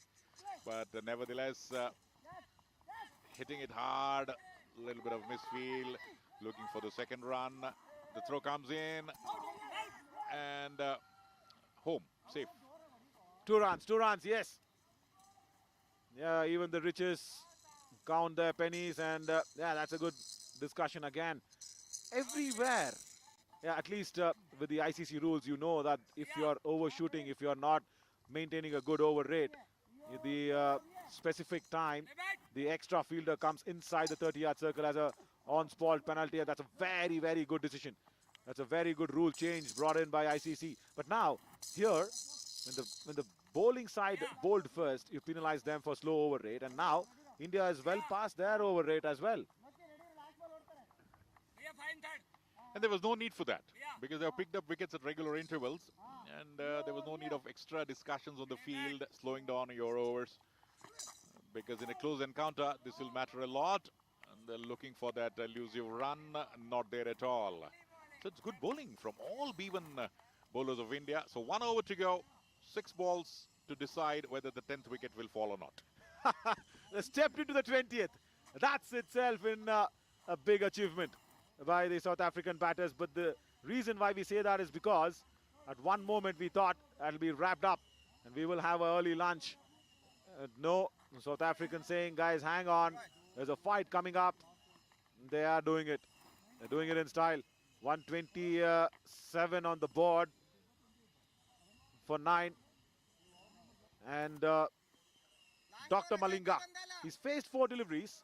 He's not got off the mark. It's Venki to try and wrap up this. No, Ajay grabs the ball from Venki and gives it back to a B1 bowler. I think it's Suvendu Mehta. As they say, Atithi Devo Bhava, they don't want to take the 10th wicket. You go back home, be happy that we were not all out. All 10 wickets dismissed. And that's the reason why a B1 bowler has been brought on.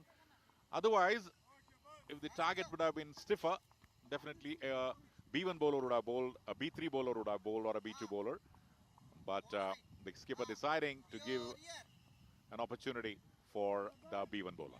Yeah, Sujit Munda comes on. As Venki will not get the opportunity to bowl the last one. Right.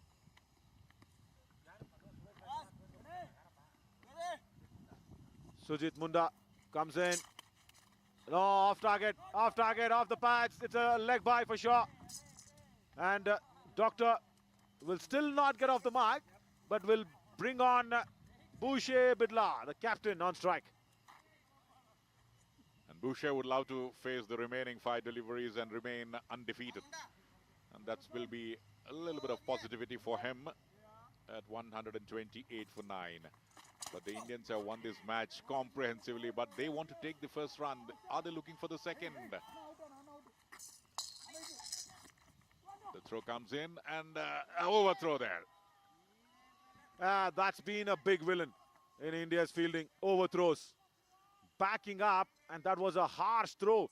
That's buys, all right. Yes, it is buys, but make it 3 buys. But what this has ensured is to get back the main batter on strike and ensuring that the 10th wicket is not taken. You've been targeting that, isn't it?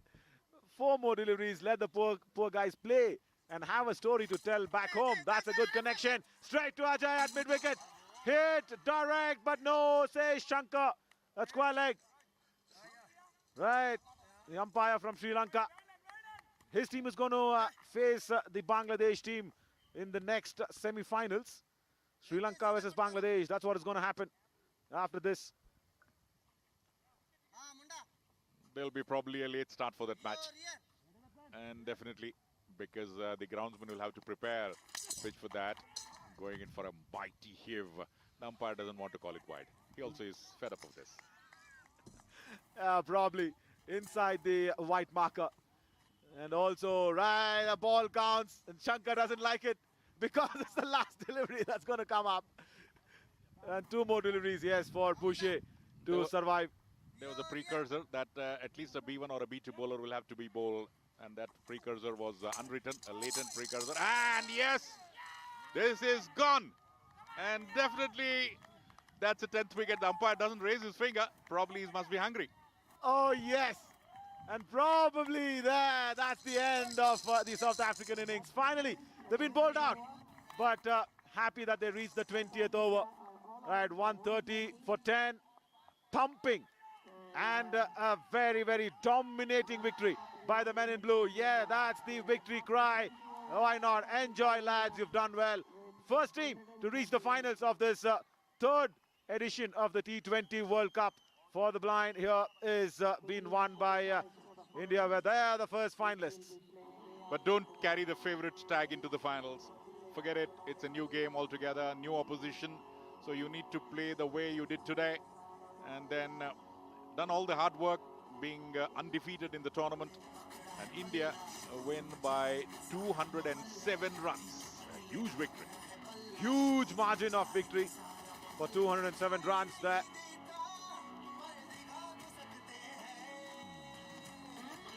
.207 is a total where you would want as a team to put up on the board if you're batting first in a 20-over game. But India has made sure they've really come out all guns blazing. All three departments, batting first, bowling, then fielding as well. But some overthrows is what the correction that has to happen in a day's time. Day after tomorrow, remember on Friday, is the finals of the third T20 World Cup cricket for the blind. So remember, that's the only correction that they want. And the think tank of South Africa, yes, congratulating all the good little think tank of the Indian fraternity as well.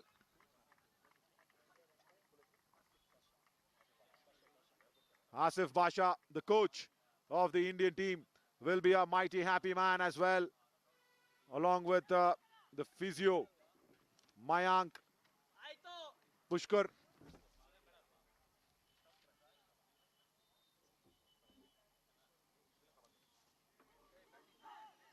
Up next will be a second semi-finals that's coming in, but we will have the first semi-finals solitary procedures to be completed and nothing to speak about apart from Boucher Bidla, the captain, scoring 33 of 42 deliveries.